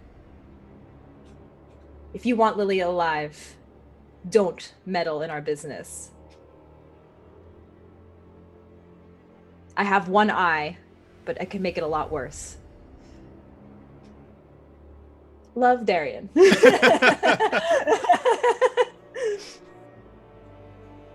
Oh man. man. Okay, I'm gonna go out on a little bit of a limb. The cat comes back. The kitten. It's now like pigeon, like a carrier pigeon. And the cat has something like like a letter attached to its neck. So Ida like scoops up the cat and holds it like in the air, and squeezes it almost a little too tight, probably in her blood state, and pulls the note off of its neck, holding the cat in one hand and reading a letter, the letter from Layla, that says, very little, and let's say it says, I hear you've had a taste for our blood. Yeah, I heard you had a taste for our blood. Come visit, and I'll give you another. And it upsets Ida, and she crumples the letter, but in doing so, she squeezes the kitten a little too hard and crushes it in her hand. And the when she eyes just pop out. Oh no! And when she comes to like the anger of what she has accidentally done, and this thing that she wanted to care for so much breaks her. It breaks Ida. And Ida goes into a silent state for days following. Oh, I've got an emote for this. Oh god. The dead kitten. Yeah. Hoo-wee. Okay. The warning finally gets through from Matthew, and all it is like a leaf with big ink stains all over it, blood stains, and it just says, "They're coming, get out." Ooh. Okay. Whoa. Love, Matthew. Hugs and kisses. XOXO. Yeah, exactly. Smiley face. Okay. And according to the break, once again, we have to take a 5 to 10 minute break. So, see ya. Or we could do Act 3. Act 3! Act 3. We're running out of time. Act 3. 1 month has passed since we last heard news of our loved ones. We have received news that our village is shortly to be attacked by the threat. Each player should provide one detail of how their character is responding to the threat. For example, preparing an escape route, training people, leading the village in prayers, that sort of thing. Can performing a ritual and drinking some vampires dry and trying to absorb their soul to turn us into all-powerful beings be part of that? Yes. Definitely. In which case, do we go into the same depths as we did before describing these, or just say the action? It's just like provide one detail of how your character is responding to it. So, like your character specifically, what you're doing.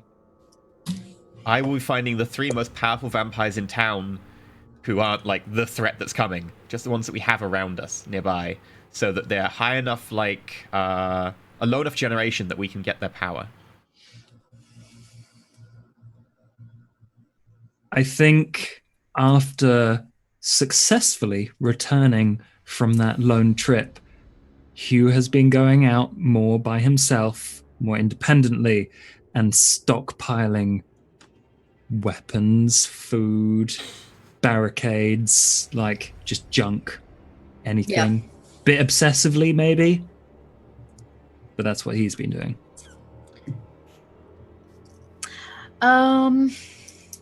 Ida, yeah, go ahead, go, Cara. Kara's been preparing the bus, I think, because there is a likely chance we might have to make a run for it. And so putting fuel in, just getting everything organized. So we are 100% ready to go. Welding like extra lamps to the top, so if we go through the darkness, we can like... Yeah, like opening the top, like if there's like a top opening, like keeping the latch open in case we need to like go out through the top or something like that. Is Ida gonna fleshcraft the kitten? So, Ida has been in a kind of a deep-seated, like in denial state after what she accidentally did, and she's been drinking more and more blood. You guys have seen her less and less. She keeps using the excuse of patrol as a means to go out and get her vampire fix. And she did, in fact, use a ritual from the book to try to raise the kitten.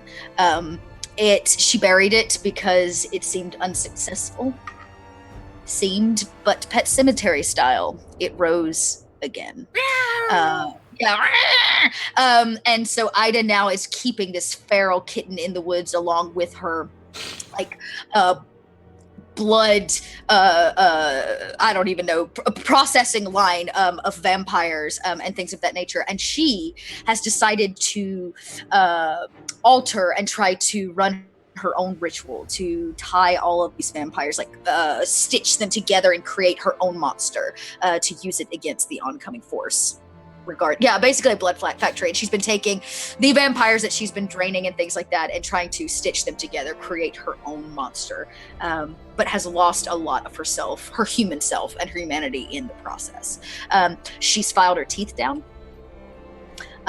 So you were talking about like bones. She has trying really hard to take on a more monstrous form, not necessarily become a vampire, but something that instead becomes the nightmares of the vampires. So she's filed all of her teeth down. Just pretty horrible things. She's added piercings and things like that. She's put I know, right? She's put the vampire teeth on her leather as like spikes and things of that nature, and basically she's gone metal and off the deep end. Do we know about the kitten and what you've done? Okay. No, I'm keeping that a secret. It's gonna be We clearly know that you've been acting extremely strange and and I've just been disappearing. I've been disappearing more frequently. I'm getting kind of rougher and gruffer around the edges. I'm doing a lot more of my own tattoos. I even did like a tear. Oh wow! I've started to put teardrops, specifically one for the lost kitten, down her face. But now when she tattoos herself, she does mix vampire blood in with it. It's just kind of this really grotesque process where she basically, any way that she can get the blood into her system. And every time you like drink blood, like all the blood tattoos shift a little bit. Yeah, they shift, they bleed. Because they're raw and stabby. So like it looks like you're bleeding blood every time you drink. Yeah, from the dot. Yeah. The single dot. The crushing of the kitten. So you might say Ida. that it's a little red dot. It's Hashtag branding. Yes, I would say it is a little red dot. Ida doesn't. You guys don't ever see Ida sleep or eat anymore, and she's just she's become super feral. So. Whew, well, after all of that heartbreak, let's get on to Act 3, shall we? Oh, God. Here we go, gang. Here we go. Once again, players take turns framing scenes featuring their own character. The first player should be the one with the highest number of weakness points. They should introduce the location and characters present if they want to have a scene. It might be useful to let people know the intention in advance of the scene. My scene is probably going to be turning us all into Tremere in an attempt to... I have 5, gang. No. 5. I think I've got like maybe 1. 2. Yeah, I also have 2. 2 weakness. I got 2 and 6 strength. Wow, I got 5. Well, He's fucking bad. Who's turned into the hero now? I've got 7 strength. No, I've got 6 strength and 1 weakness. So. Oh no, wait, I have 6. Sorry, yes. So, I guess Ida kicks it off. So I am to understand that I'm supposed to give a little bit more information about how I want the scene to play out prior to. Yeah. Okay.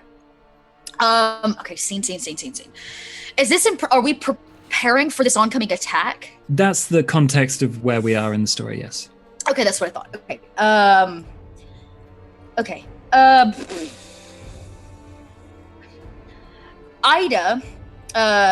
So just to breakfast, it would be nice for you guys to catch Ida and to find out about her vampire blood factory.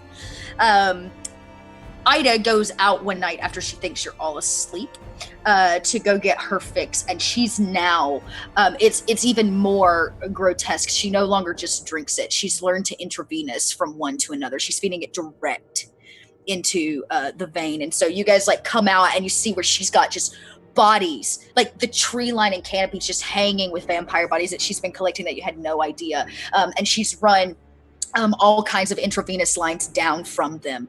They're dropping into buckets and things like that. But you guys find her sitting in the middle of what is probably some kind of ritualistic circle where she's been stitching vampire body parts together to make a new creature. And she's got the needle in like deep in her arm, and she's kind of like eyes rolling in the back of her head, and she's just like feeding blood from like multiples of them. So, do you want us to catch you in the scene? Yeah, that was my. So like you've left during the night, and I guess like Saren wakes up. Like, Kara's like sprawled on top of her, but like accidentally rolls over and slaps her in the face. It's like that sharp, like you suddenly wake up, like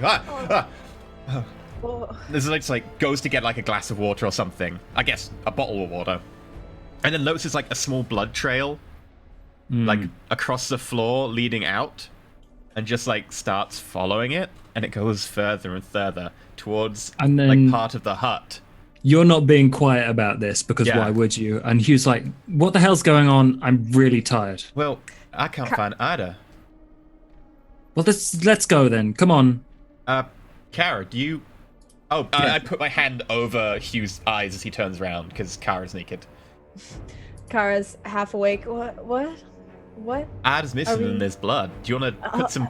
Just turns Hugh's head away. Okay. Stop. And Kara like stumbles to go just put her glasses on because she can't see. Stumbles to like get her clothes on and go follow you guys. Right, so we like follow this little trail of blood and it leads to this hut.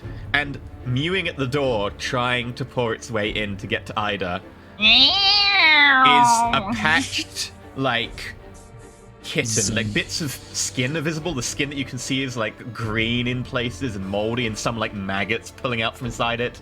Like, and it's difficult to tell as well because it's eternal dark. We only have like electric lamps. Yeah. So kind of your eyes do that gray scale thing. It's like, is that cat?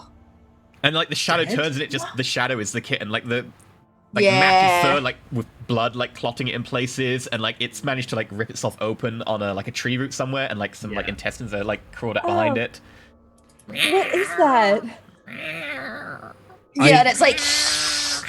I'm gonna stride up to the door, like push the kitten away with my foot, and just like throw open the door, and my face like goes so pale, and I go a little bit weak. I'm like, Ida.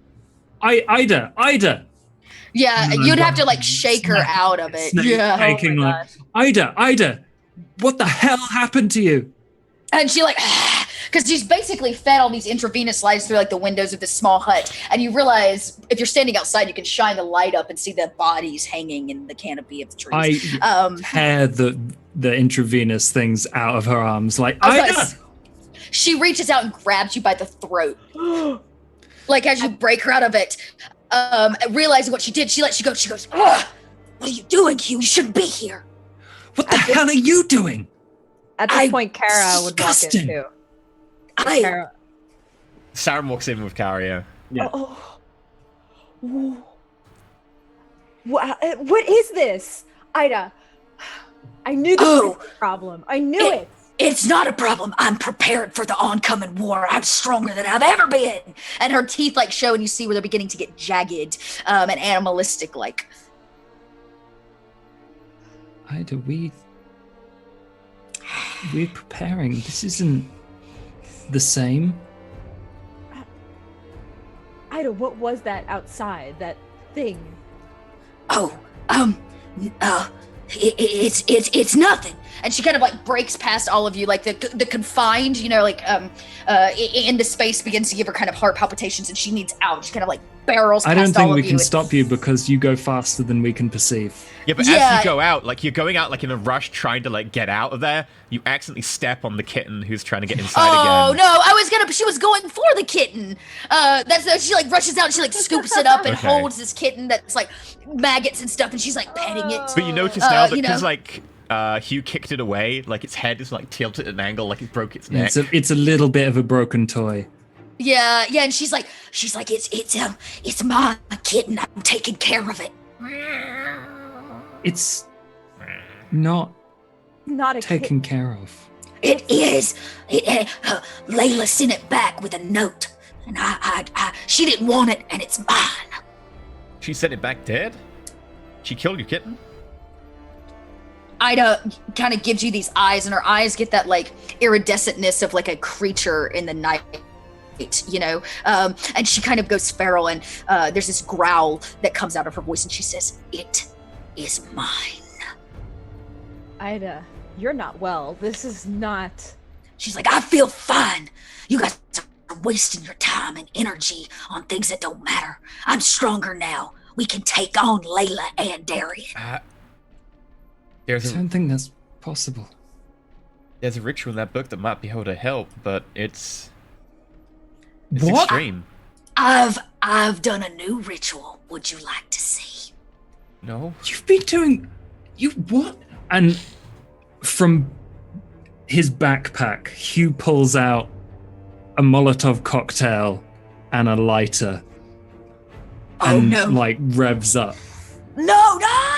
Ida yells. Oh, God. And, like, just begins to fling it. I don't know what anyone else does. I was about to say, where are you flinging it? Like to the cabin, or? I guess we're all outside staring at you with this kitten, and I turn around and I fling it towards the cabin. Oh my God, Ida actually. Oh, you guys, Ida dives for the Molotov. She basically. Okay. Oh no, here's what Ida does. She sees it coming. She throws the kitten at Hugh. So this like feral cat's like. And Ida's like, no!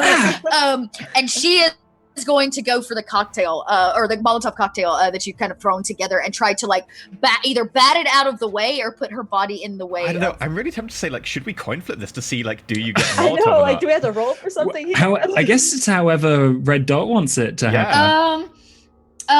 Unless you want a hand with a coin flip, I don't mind. Okay, no. She hits it, but it burst open on her, and Ida goes up in flames. She goes up in flames, and you hear like as she like runs off, and she drops, and rolls, and that kind of thing. And there's this moment where her body stops, and you think that maybe she is dead, and she does that like eerie like rising thing, and all of her tattoos have like melded and molded, and she's now like scarred over and burned. And she crawls and she says, "Must drink more." And she reaches for one of the things and begins just like, "Oh, no, there's a vampire hanging from a tree." And she goes over to it and with her own bare hands breaks the wrist open and begins just like feeding straight from the vampire hanging in the tree to try to get enough, to fix the burn scars, which seems to be just horrific. She's like, pieces of her body are sticking together from how bad she's burned, just 3rd degree everywhere. She's gone. Ida. I look at Saren and Hugh. This is not Ida anymore. Well, I don't know. We might be able to get her back, but it's a long shot. I don't know if you want to do it on that. I can't. I get out a silver knife, and while Ida is on the floor, I just stand above her, and I say, "You're my hero," and I plunge it into the back of her neck. I was gonna say, Saren might get out her pistol and shoot you in the knee. Oh, okay. Hugh? Oh my God, are we all gonna kill each other before the vampires get here? I'm like, okay, so yeah, I mean, Ida doesn't stop. She's more concerned about like trying to drink the blood. So you jam it like what into like her spinal column? Yeah, just right at the back. Or like that's what I'm going for. If I get kneecapped, that probably doesn't happen. Oh no, you maybe like you do it, but Saren's not quick enough, so Saren shoots you in the knee, but just after you've done it. So the worst of both worlds. Oh my god. So I would actually, okay, here's the thing. Ida hears you say, you were my hero, and it does. Like, because you're one of her bonds. Like, it breaks her for a minute back into a level of her humanness, her humanity, and she turns, and you actually end up plunging it right into her eye. This is how Ida loses the eye. You plunge this silver thing right into her eye, and you can like, she pulls it out, eyeball on the tip, mucus and things oozing from it as Saren fires off a shot. And there's this like humanity that comes across her face, and she says, no! And she catches you as you stick to her burned body. She catches you as you go to fall with your kneecap. Yeah. Kara grabs Saren. Saren, stop! Like, don't Saren's shoot. just like still like shocked about what just happened. She did it on reflex to try and save Ida. Yeah, So yeah, she for just, sure, like, for sure. Just like let's drop the gun. Yeah, Ida looks at Hugh, kind of holding him now with his kneecap bleeding out. And there, you can almost see it like in her eyes, the like feralness drops. And she's in just a tremendous amount of pain. Saliva like pours from her mouth because she can't keep it in her body. And she says, I am so sorry. So, you'll save me. No, you saved me. Saren runs back, like starts to tourniquet your leg. Yeah, I'll kind of. Kara could run in and try to get like whatever first aid we have in the van and try to bring it back out and help. Yeah. Kind of piece it all together and just like pour bottles of water all over Ida because burns. Yeah, and she's probably permanently burned. Maybe some of the vampire blood like helped heal it, but I imagine it looks like the way paint mixes. Like all of her tattoos are like burned and gross now. And she helps walk even through her pain. She carries Hugh back. What about the kitten though? The kitten falls to pieces, I imagine. Yeah, I was about to say the kitten. We'll say probably the kitten was part of the fire too. Like kitten's probably burned up. Some fire like scrambling out of the petrol. And it goes running. Ida's kind of like a Nosferatu at this point, even though she's not a true vampire. The blood sustains you through the pain and the grievous injury. I guess at that point I just posit like that there is a ritual in the book that if we sacrifice a few vampires and drink them dry and do the ritual, we can take on their powers. And it's totally foolproof and won't turn us into vampires at all. Right. Like I said, Ida doesn't really care. She's only concerned about Hugh at this point and getting him back. There's It will heal Hugh, it will heal Ida, and allow us to fight Darian and Layla. I think we should do it. Okay, so I'm gonna say this is probably a new scene. Ida's scene is like done here, and so like Ida takes Hugh back and like lays him down, make sure he's bandaged up, even in her own pain. Yeah, I took a lot of fiat in that, so depending on how much time we have, I'm okay if that was my scene, because that was a fucking good scene. Yeah, it was fucking awesome. Yeah, we call it a combo scene. Yeah, I would agree with that. Yeah. Okay. Yeah. Kara, you were saying. So I guess we would just kind of continue on into the next part where me and Saren are gonna try to do this ritual. I guess like if we have the attack immediately after this, maybe we should have to do it at the library because that's like a center of power, like a ley line that runs directly through there, which is why they set the ritual there in the first place for creating that. Oh, that's true. Like, okay, I like that. Maybe Ida, now that she's been drinking all this blood, has kind of begun to realize she can feel that energy. And so we've been able to, once we found out they're coming for us, that maybe the library is the place for us to do this. Okay. Yeah, so we take the battle bus. We're just going to barge straight into town knowing the attack's coming. Like, we're knocking cars out of the way. Like, the odd vampire that appears just gets smashed against the front. We just pull in front of the library and jump out. We've got, like, the 4 good generation vampires we've got and start just hustling them in. And like before, like as I guess Idler and Hugh go out first, and then Saren turns to Kara. This won't change anything, right? We'll still have each other. Yeah. Yeah, we will. Kisses Kara passionately. It's inside the library. Grab her hand and head into the library. And so we string up these 4 vampires and start doing the ritual.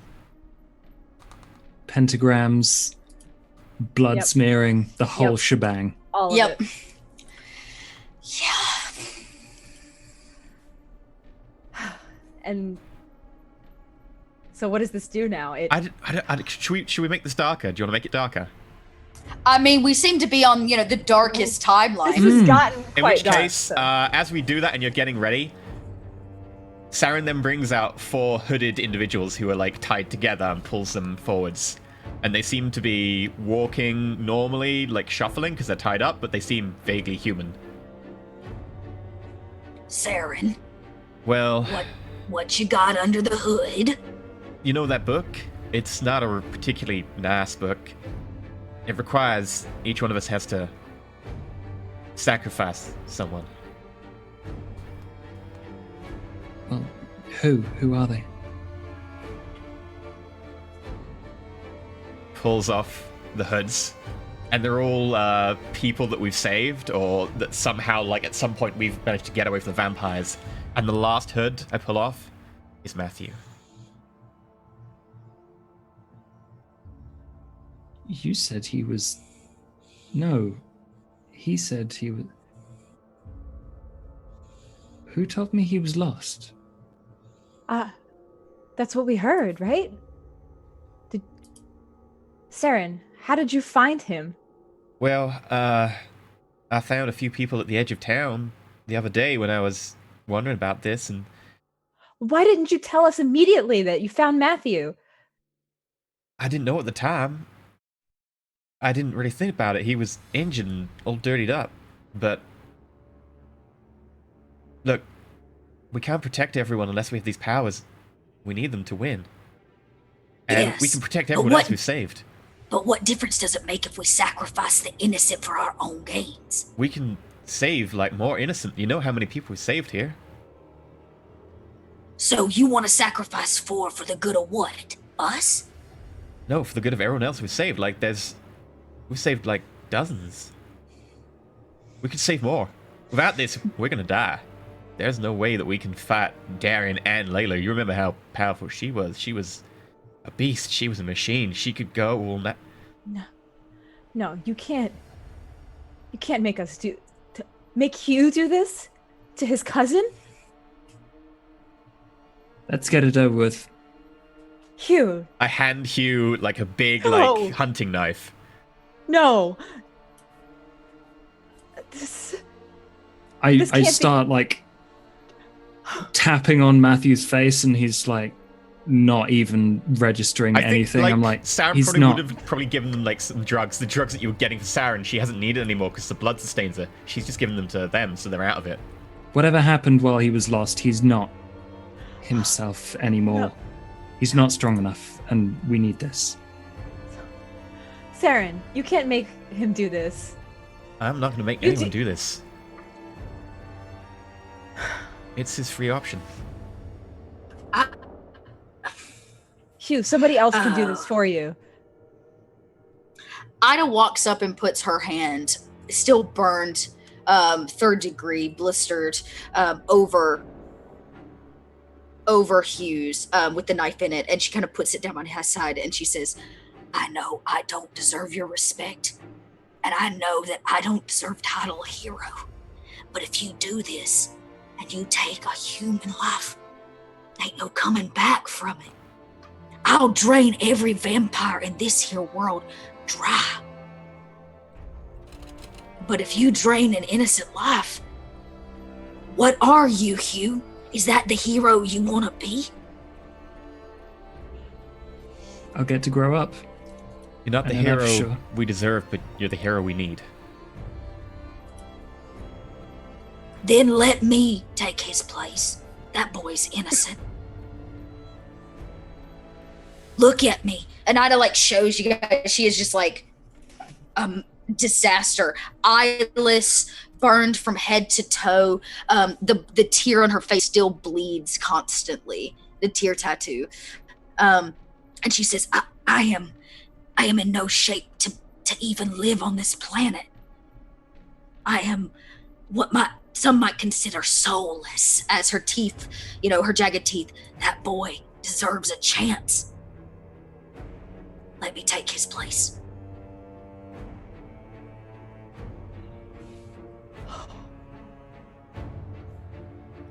I really appreciate everything you've done. The greater the emotional connection, I think the stronger or the better the ritual will be.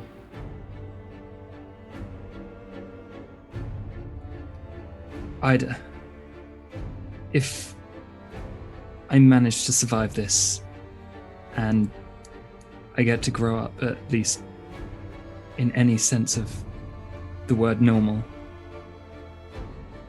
I'd want to be like you.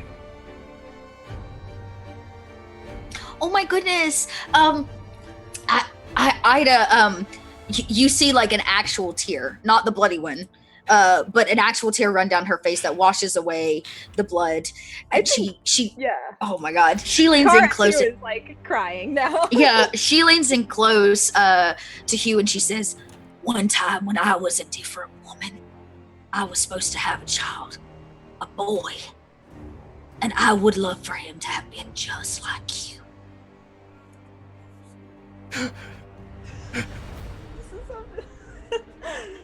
At which point I take Ida's hand and I lead her to the ceremonial circle.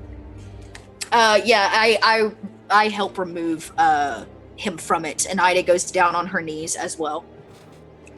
And she says she still has her hand in yours with the blade, and she says, when they get here, promise me that you will rain hell on those fanged fuckers.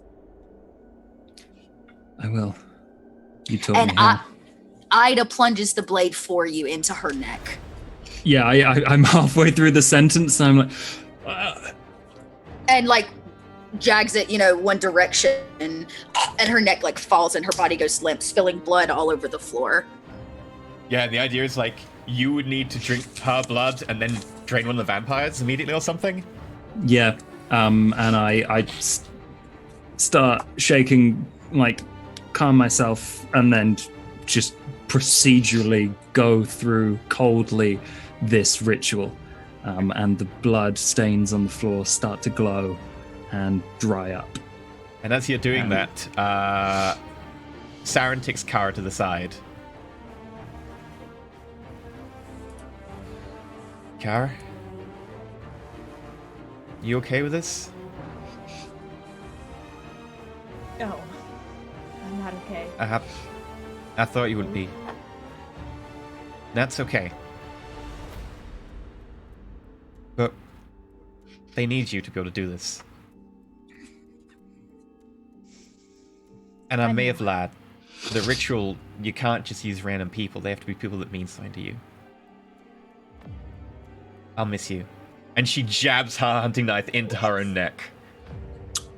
No! No! No! Blood starts spurting over you as you say that. Wait, does it to me? No, jabs it into her own neck. To herself. And it starts spurting over Kara. Sure. Yep. Oh my god. Oh god, please tell me you lean in for a kiss as you go to die, dumping blood into definitely. her mouth. And just holds you. And just as like, with the last breath, is like, you need a drink while it's still fresh. I think Kara's just screaming, no, no! And like sobbing and holding you, but she just brings herself to do it. And she's, in the last breath, she says, I love you, Saren. No.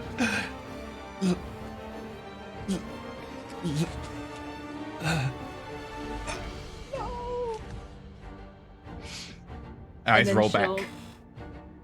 Drink the blood and continue with the ritual.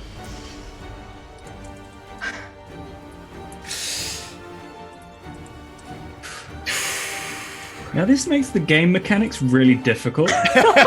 There's two of us. I was about to say, because that makes two of us. Here is a question. Ida has a lot of vampire blood in her.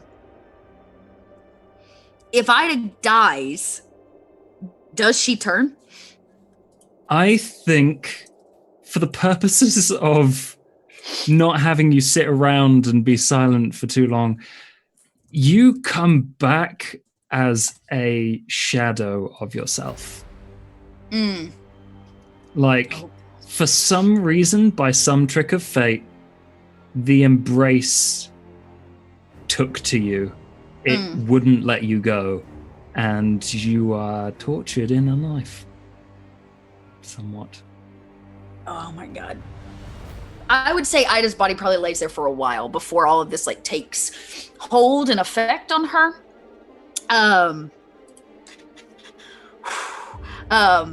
So Saren's down, Ida was down, and both of you have done the sacrifice. So are you guys stronger too? I'm just trying to figure out like who's in what state. So the idea would be that effectively it's the same ritual in my mind that the Tzich guy used to, not Tzich, Smeetsy.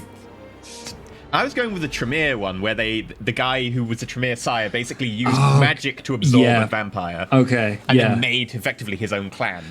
Yeah, so that was extremely powerful, and it took him thousands of years to perfect that ritual. Yeah, we have done a bastardized version of it. So we would probably be something along the lines, Kara and I, of Reavers, which are very powerful ghouls, and where... see, I was going for the we become sort of a vampire, but with the we've become literally what we're going to kill. You would be Thin Bloods. Like, I think because of the horrendous dark magic and the abyssal night and the inhumane things that we have done, fate does not look kindly on the two of you. And you are both taken in the embrace. You are now both Thin Bloods. Not as powerful as real vampires, but still undead. And so does Kara, like, after she drains the vampire and feels that power coursing through her, and technically Saren did get bled out by Kara, does Kara bite Saren and then give her some of her blood? No, Kara can't sire you. You would have been sired by whoever's blood you just drained. Just some nameless vampire. Okay. Yeah. And Ida's got so much vampire blood in her. I mean, Jesus Christ. Like there's very famous vampire, Jesus Christ. Yeah. Okay. Does this happen? And actually, you know what? I'm gonna say because she has so much vampire blood in her, when that fate moment brings her back as this like half blood, or what did we call it? Thin blood. A thin blood. That's right, a thin blood. When she comes back as a thin blood, she is feral and warped. So she's not just any thin blood that just walks like everybody else. She is just because she holds so many memories and so much of so many different vampires. She's just an animal. So what are Kara and Hugh? Kara and Hugh are basically very strong ghouls. They would still be alive from the...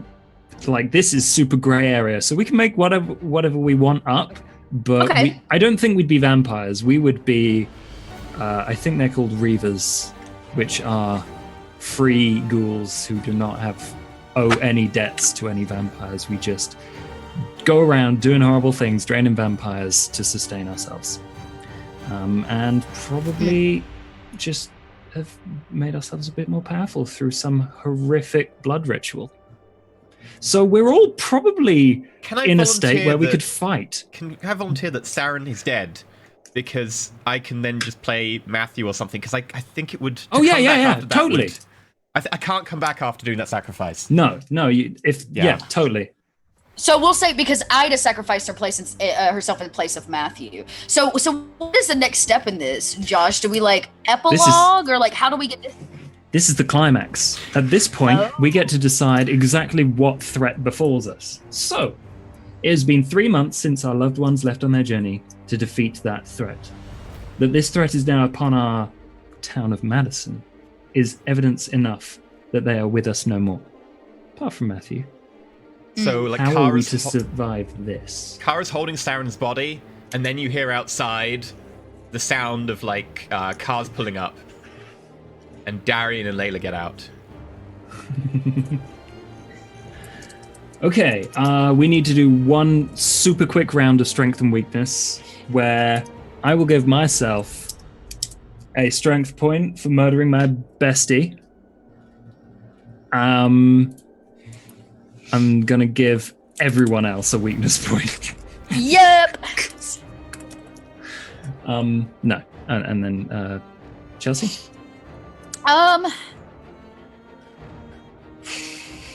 Okay, I'm actually going to give myself a strength point on this, only because it was my bond with Hugh that pulled me out of my feral state to be able to That's true. sacrifice myself. Yeah. So I'm gonna give that, and then I'm going to say Saren gets a strength point. Hugh gets a strength point. Actually, all of us get strength points for this round. It was emotional. Yeah, I'm gonna give everyone a strength point because they retained their humanity despite they had to do terrible things in certain ways. Okay. Okay. I'm going to give everybody except myself a strength point because Kara's feeling pretty upset after what happened. And Crazy. Yeah, so you guys all get strength points. Except Kara.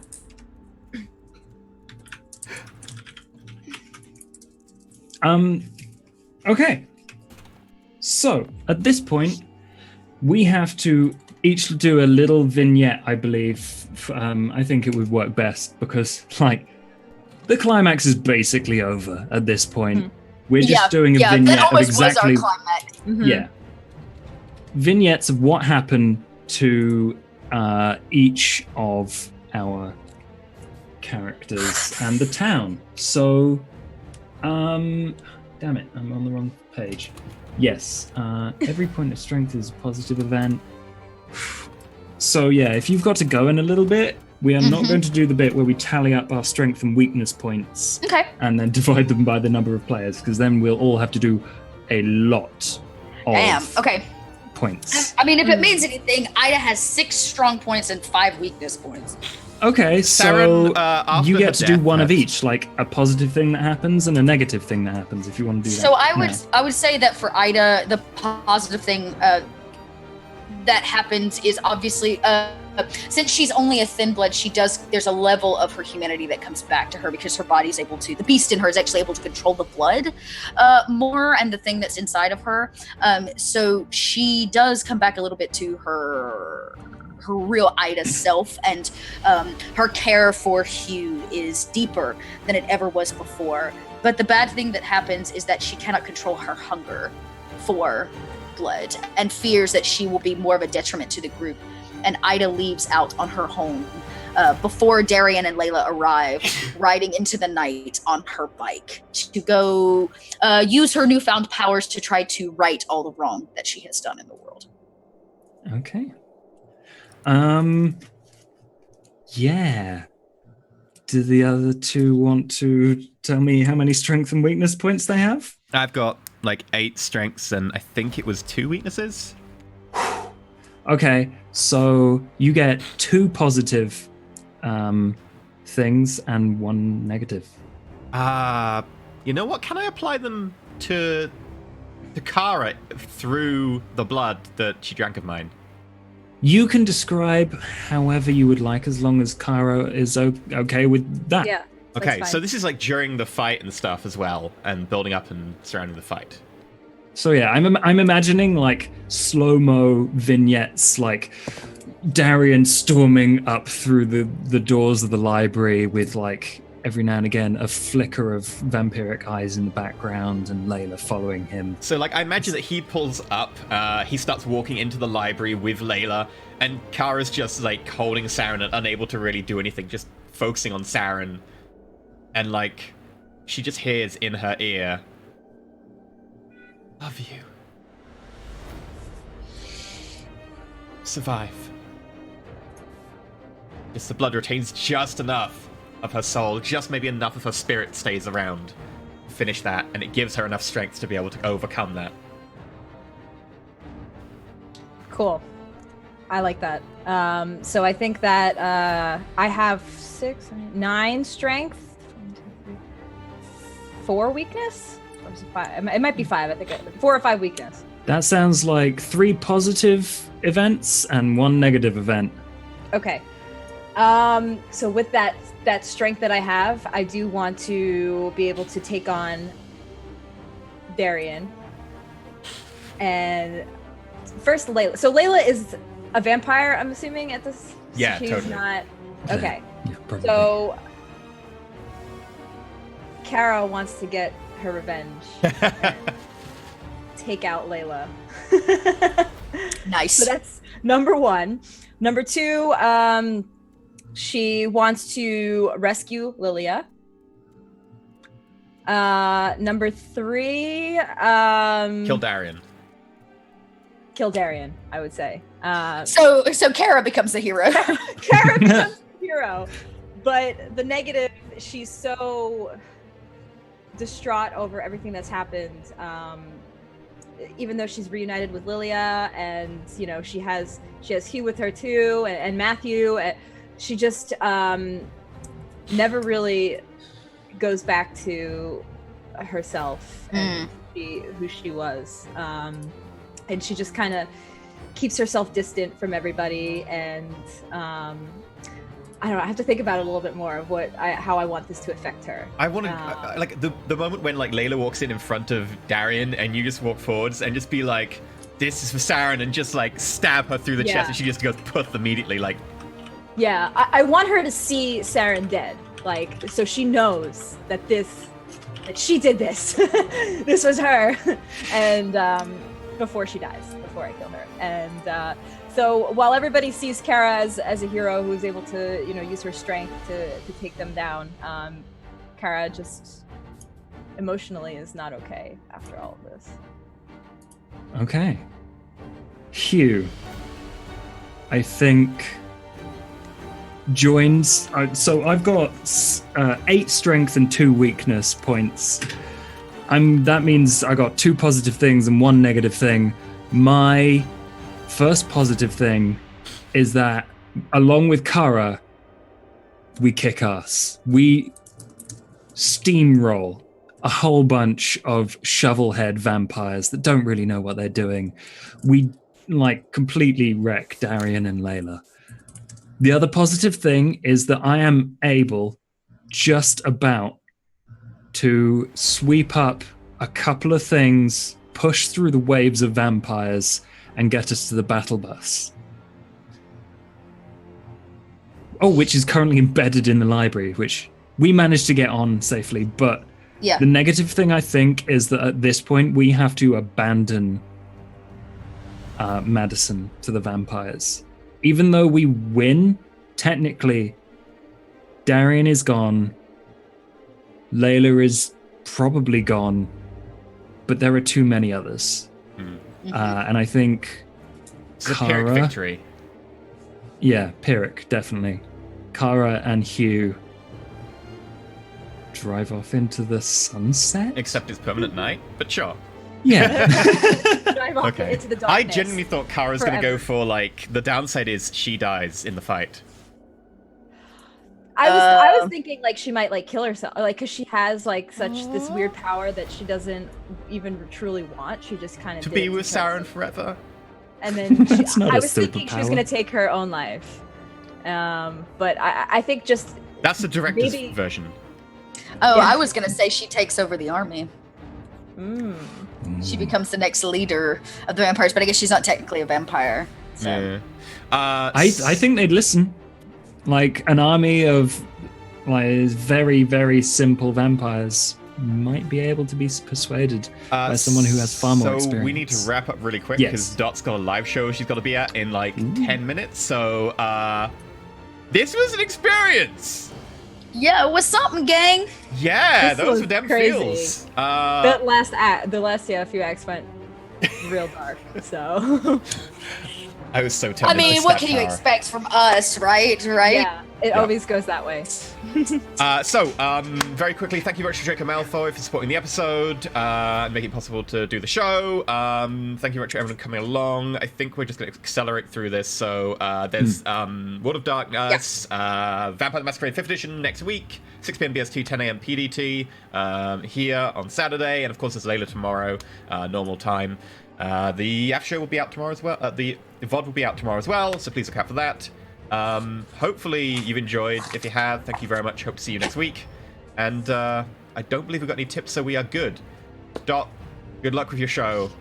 Thank you guys you so very much. I'm at Gen Con for those of you that came in late, so I'm literally headed from here. I've got to throw on a pair of pants and run to my next stream. So if you want to find out more what I'm doing, I am doing a lot of live stuff of my experience at Gen Con. So just follow me right there at those beautiful links that the bot just put in. Thank you. Thank you for this. I didn't know what I was expecting coming in today, and this was not it, but it was a ton of fun. So thank you, Josh. You're welcome. It was awesome to have you. Is it okay if I dip out? Is that bad? Yeah, we'll end the call now, and you can just escape. So thank you very much to everyone, and goodbye. May the dice roll ever in your favor, even if you don't roll dice.